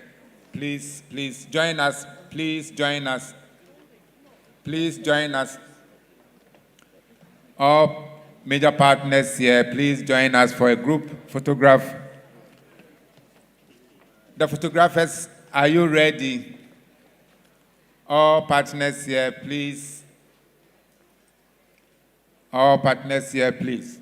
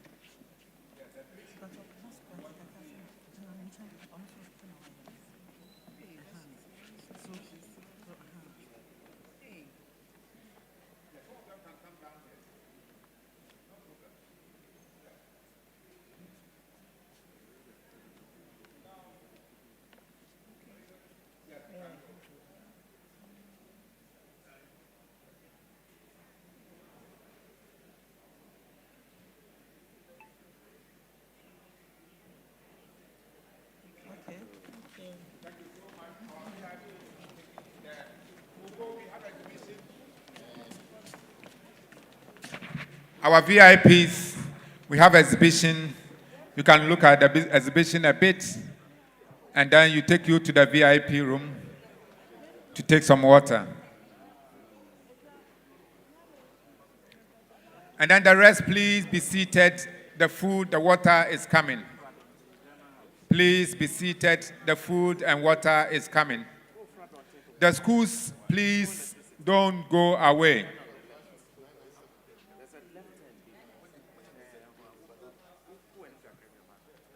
We want to see the presentation on the screen, please.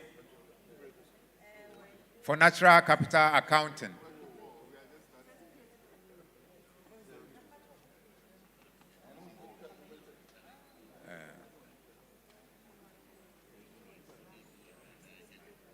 We want the presentation to be on the screen, please. Yeah, thank you very much. Please get seated. We are continuing with the National Symposium, which is a series of climate change innovative presentations. The food is coming.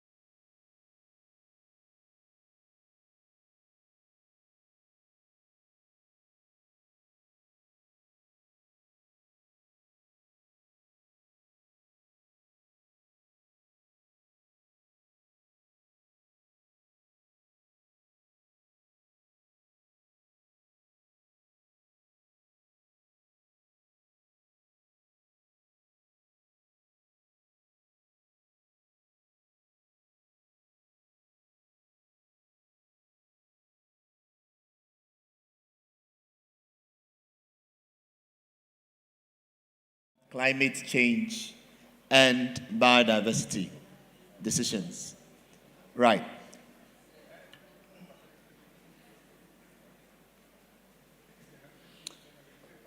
So I want to start from this premise. First of all, you probably heard of human capital, maybe social capital, and even produce capital. But I am pretty sure that natural capital may be somewhat new, a concept for many of us. So natural capital has to do with natural resources, natural assets, environmental assets, and all of that. We'll go a bit deep into that. But since we are talking about natural resources, let's bring it home. And for us here in Ghana, today we're talking about climate change. And it's in recognition of the fact that we live in an environment. So we all see the environment on nature or our resources to be very important. And for us as a country, we recognize that natural capital plays a very important role in the socioeconomic fabric of this nation. If you look at Ghana since independence, essentially our growth, and I talk about growth in the sense of economic growth, has largely been focused on natural resources. Okay, so gold, the timber, and all these other raw materials that mostly we export for foreign exchange all stem from nature or our natural resources. Right. And so it is crucial to understand where we are coming from as a country and the role natural resources have played over time.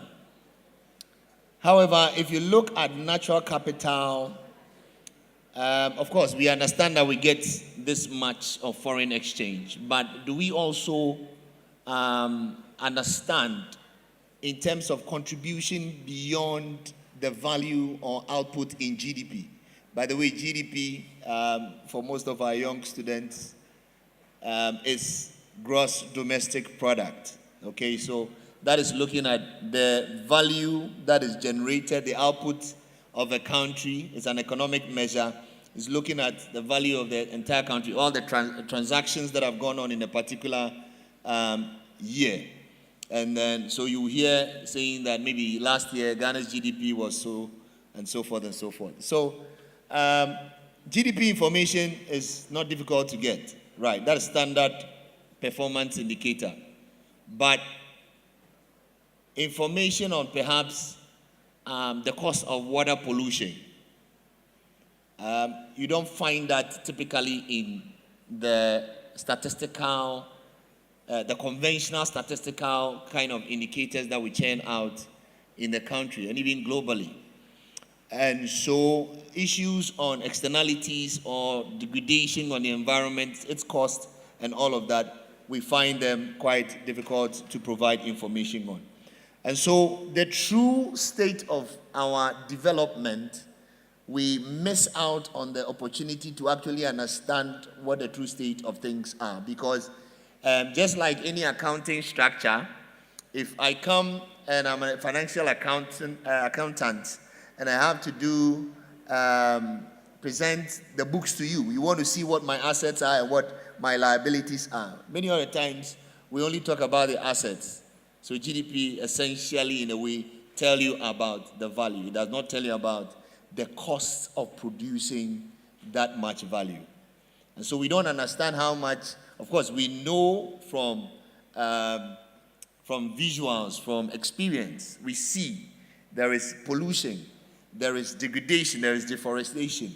But do we have the right data to speak to the cost of that degradation?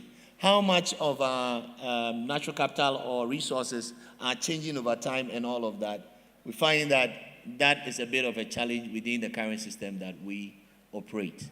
Not only in Ghana, but even in some global, other international jurisdictions. Right. And so the whole concept of natural capital accounting is stemming from this premise that we need to better value and better understand the contributions of natural capital or nature in our development path. Climate change. Today is about climate change. But you cannot decouple climate change from nature much broadly, and then also on issues of biodiversity. There is that strong nexus or relationship amongst all of these other paradigms or concepts. So I've talked about GDP. So GDP is not telling us the full sustainability story we need to know. GDP won't tell you about the cost. It will tell you just the transactional values of a country. So natural capital is coming from that idea that we need to go beyond GDP. Sustainability is not just about the economics. Hello? I mean, we are here today because we understand that the economic system will fail if we fail to address the environmental system. So to ensure sustainability, we need both the economics, we need the natural capital, we need what we also call the socio-cultural dynamics, all to, sort of work at a balance, having all of this take place within a certain governance or institutional system. That is sustainability. So we need to look beyond GDP, because many countries, look, the higher your GDP, perhaps, is associated to what? The higher your growth. But we always say that, yes, GDP may be growing, but people may still be, poverty is likely for poverty to still be accentuated, or poverty would still be an issue, even in a country where GDP is growing, because GDP alone does not tell the development story. Right, so natural capital we've explained. And then there's the aspect of the services that the ecosystems also provide. And so we talked about forest. If you look at the value of a forest to just be the timber that we get and then the foreign exchange that we get when we export it, then I think you are undervaluing the contribution of forest ecosystems, right? Because forest ecosystems also provide services that include air filtration, water filtration, among others, provisioning services, among others. But GDP, again, does not record these kinds of transactions. And so natural capital is supposed to look at these and then bridge that gap.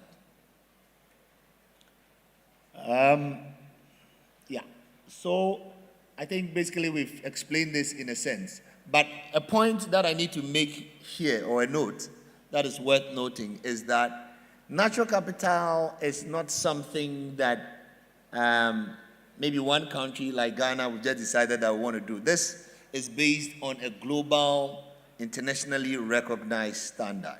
It's stemming from what we call the system of environmental economic accounting, SEEA for short. Now, SEEA is coming out of the system of national accounts from which we generate GDP, and also for which we have determined that it's not enough to measure sustainability just looking at the economic indicator. You need other indicators that bring together all the other sustainability dimensions. And the SEEA framework helps us to get to that kind of destination. Currently, there's work going on in the global system to be able to integrate the SNA from which we get GDP, okay, to make it more environmentally sustainable. That work is still going on. Hopefully, in the coming months or by next year or so, that work would be done. But for now, the SEEA is what informs the natural capital accounting. Yes, so that's the natural capital account. So these are based on a standardized kind of approach, methodology to ensure comparability and consistency across various landscapes. So in Ghana, we can compare, if we do natural capital accounts for land, We should be able to use the process that is consistent with how possibly maybe Togo or Nigeria or Australia or Canada or the USA would use to also prepare similar accounts. So it ensures that uniformity and standardization. And it is critical because today we are talking about climate change.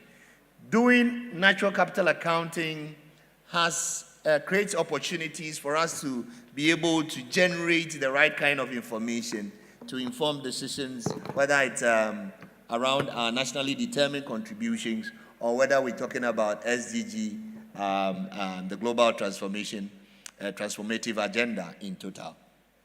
And then also, need I say, the global biodiversity framework. Great.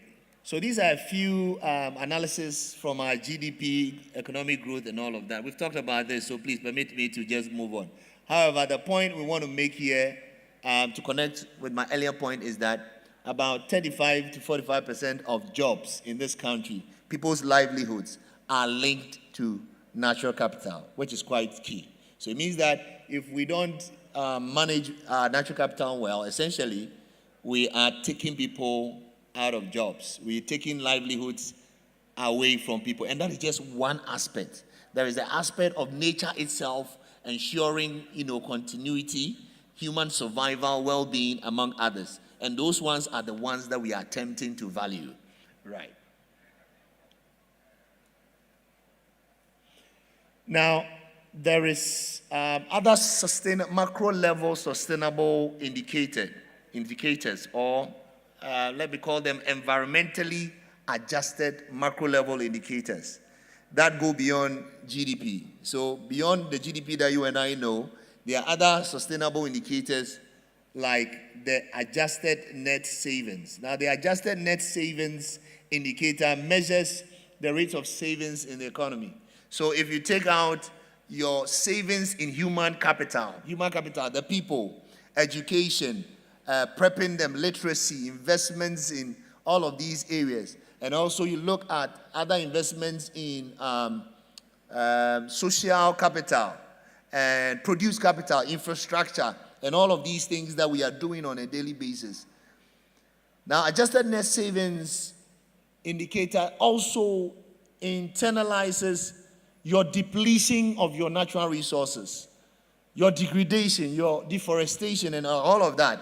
Now, it gives you an indicator that it's more realistic, if you ask me. So, there are indicators that have been sustainably or environmentally adjusted, but they are not very widely known. Now, there is a work that is done by the World Bank. It's called the Changing Wealth of Nations, right? And the bank, in this report, the bank looks at wealth beyond the economics. It looks at how sustainable you are on the environment and all of that. So you can imagine. So, but I will encourage all of us to look at this. In fact, my reference is from the 2021 report, but as at yesterday, I know they have officially launched the 2024 version. Now, these are all available online. You just have to, a friend of mine will say, just Google it and you get it. I'm also available if you need more insights or explanations on some of these things. Right. So we've seen how our share of human capital, investments in people, perhaps maybe the education expenditures and investments. So we're shoring up our human capital. A lot of people are going to school. Our literacy rates are going up, which is a good thing. But we're also seeing that the share of natural capital, environmental sustainability is decreasing. Hello. I would have loved that this presentation would have happened when all the people that matter, I mean, not that you don't matter, hello. But, I mean, the key decision makers, and Doc, maybe we will have words later, perhaps where we put this, I don't know. Right, but it's fine, because within this week, we want to educate, we want to sensitize. So if you understand some of these things, you can get your, what we call your MPs, your reps, your districts to start looking at some of these things. Because it's not always about GDP, right? If we pollute all the air, we're not taking that into consideration in anything we are doing, then, I mean, who is going to enjoy the value from GDP. We'll all be dead before anything. And not just us, the future, because that's sustainability. So, yes, human capital is increasing because we are making investments, but we're making investments in natural capital to protect the nature, natural resources. I'm not talking about just mining the gold. That is just one aspect. Are we protecting them? Are we conserving them? Right. So, within the natural capital accounting work, we're bringing out all kinds of information that is speaking about the implications of not looking at some of these things. Right. So I won't go to, but this is just the report I was talking about. And if you're familiar with the cost of environmental degradation for Ghana, some attempts were made in 2020 to look at how much we are degrading our environment. And the report in 2020, we found that if you look at degradation in the area of agriculture, forest, and mining, it stood at, that's at 2020. I want to really move around a bit. I'm constrained with the microphone. Right. As of 2020, 2.8% of our 2017 GDP. That's the language that a lot of us understand. And by the way, our GDP around 2017 in US dollars terms was just around 58 or approximately about 59 billion cedis. Hello?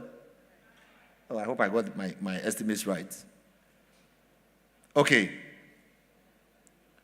However, we've in terms of degradation, we've degraded our environment, and the cost to that is now about 2.8 of that estimate. And that comes to, I think when I checked, it came to about 1.6 billion US dollars. All gone to environmental unsustainability. But guess what? Do you know our current IMF bailout, the whole package? Who has an idea how much it cost us or how much it is costing us? I think it's somewhere around 3 billion US dollars. So half of that much that we need to correct all the problems that we have within our macroeconomy and all of that, we can be attributed to degradation. That was in 2017, per 2017 GDP. I've not done the analysis relating it to, the most current versions of our GDP, which have, in a way gone up. So you see, we cannot keep this, the rate at which this is happening. We need to set up. And NCA is generating good enough information for us to take bold decisions. The question is, here's the data. We're telling you what it means. Are we ready to actually take the bold actions that need to be taken? Let's all think about that. Right. These are some documents. I think the presentation, I know it will be available. Now, we have an exhibition stand out there, the World Bank Global Program for Sustainability exhibition stand. It's just when you go out in the room, there are QR codes. You can get access to some of these documents if you want. Just read them for yourself and educate yourself better. But these are some of the things that we've done to inform the current work that we are doing on the Ghana Natural Capital Accounting Program. Within the program, we are prioritizing some accounts. It's quite a very comprehensive set of accounts. We can't do everything. But based on our problems and challenges today, we are prioritizing some of these accounts. We've looked at land and ecosystem extend accounts. A bit of some technicalities, but don't worry. And so these are the things that some we've done, some we are still doing. And we are hoping this would inform critical decisions in the country. And this is the aim of the program. We want to institutionalize the accounting process. It will not be a one-time something that we are doing. By the way, this is not just being done by EPA. It is a concerted effort of wide group of stakeholders, both from government, civil society, even private sector, academia, and all of that. Right. And we want to build capacity. How many of you have even heard about natural capital accounting, perhaps, if you have not been today? So people need to know about it.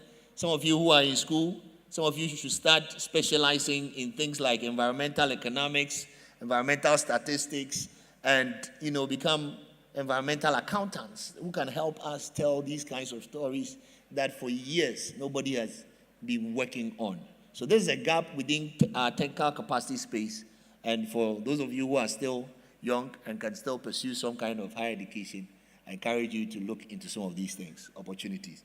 So we want to mainstream, and currently this week we are working with partners, the National Development Planning Commission, to develop guidelines for the local level actors like your district assemblies and the regional coordinating councils, the RCCs, to begin internalizing biodiversity and natural capital and all of that at that level. Because the problem happens there before it rises up to a national context.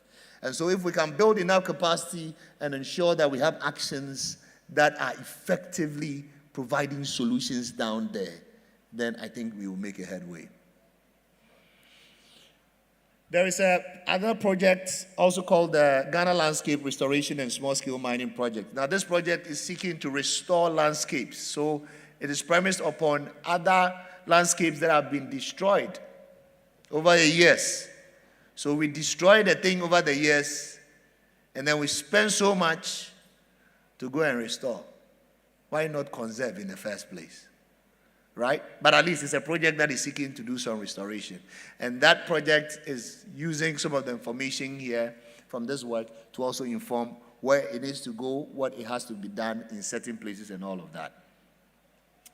I don't have too much time, but these are some of the strong linkages we've drawn when you look at the natural capital accounting work and then issues of climate change and biodiversity conservation.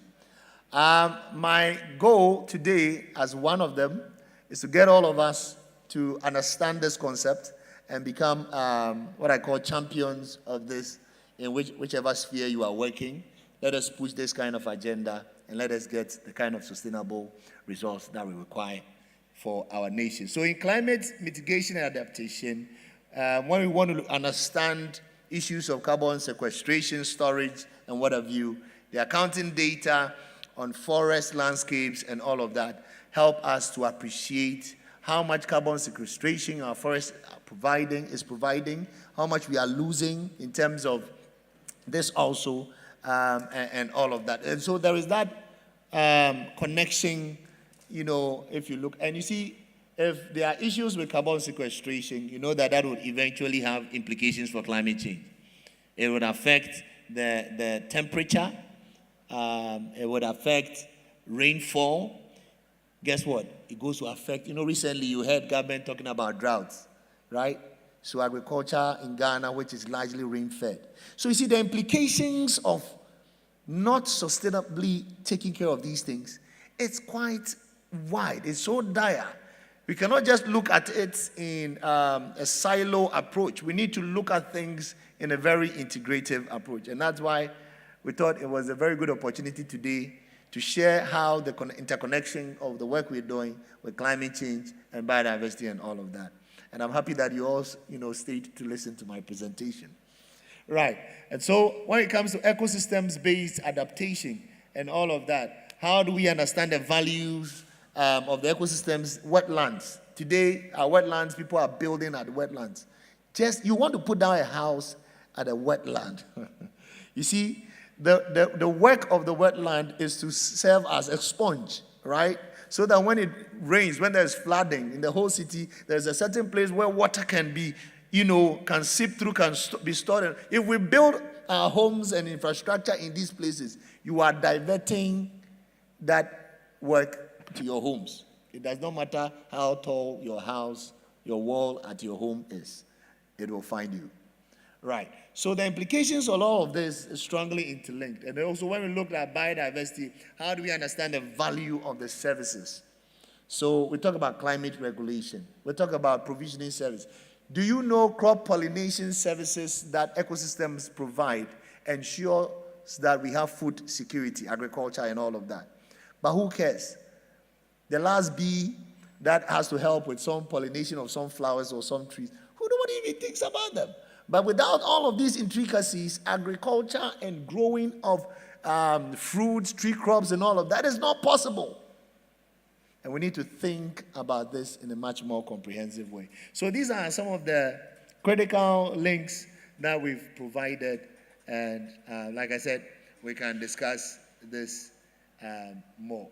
But also, how do we, like I also mentioned, integrate our decisions in terms of our policies, our plans that we are putting together, the strategies to deal with issues of biodiversity preservation, minimizing the cost of degradation, amongst others, and promoting and aligning sustainable practices across policy decisions. You can have one policy projecting a certain kind of intervention. Meanwhile, there's another policy that is working against that same policy. How do we address some of these policy conflicts? Now, we have other targets globally that have been aligned with our national development plans and all of that. SDGs and the Kunming Biodiversity, Montreal Biodiversity Framework, Paris Climate Change, as we've talked about, and among others. So all of these things are interconnected. I want to just share some highlights of some of the work we've done on land accounts. I'm hoping I can really give some kind of understanding. But essentially, we looked at the whole country from 2015 to 2021. I mean, this can be done for any accounting period you want. Right. Now, typically, this table you see here, sorry, it's not very visible. Try to put a lot of things on. But these documents are all available. Actually, the land accounts, we are yet to launch it, officially launch it. Hopefully, we can invite you to also be in the launch. Right.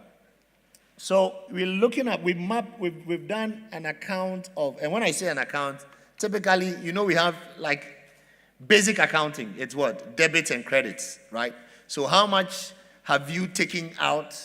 How much have you put back? I think this is one of the simple ways for understanding any account. So for land, we've sort of classified our land in Ghana, our land cover, into these classifications.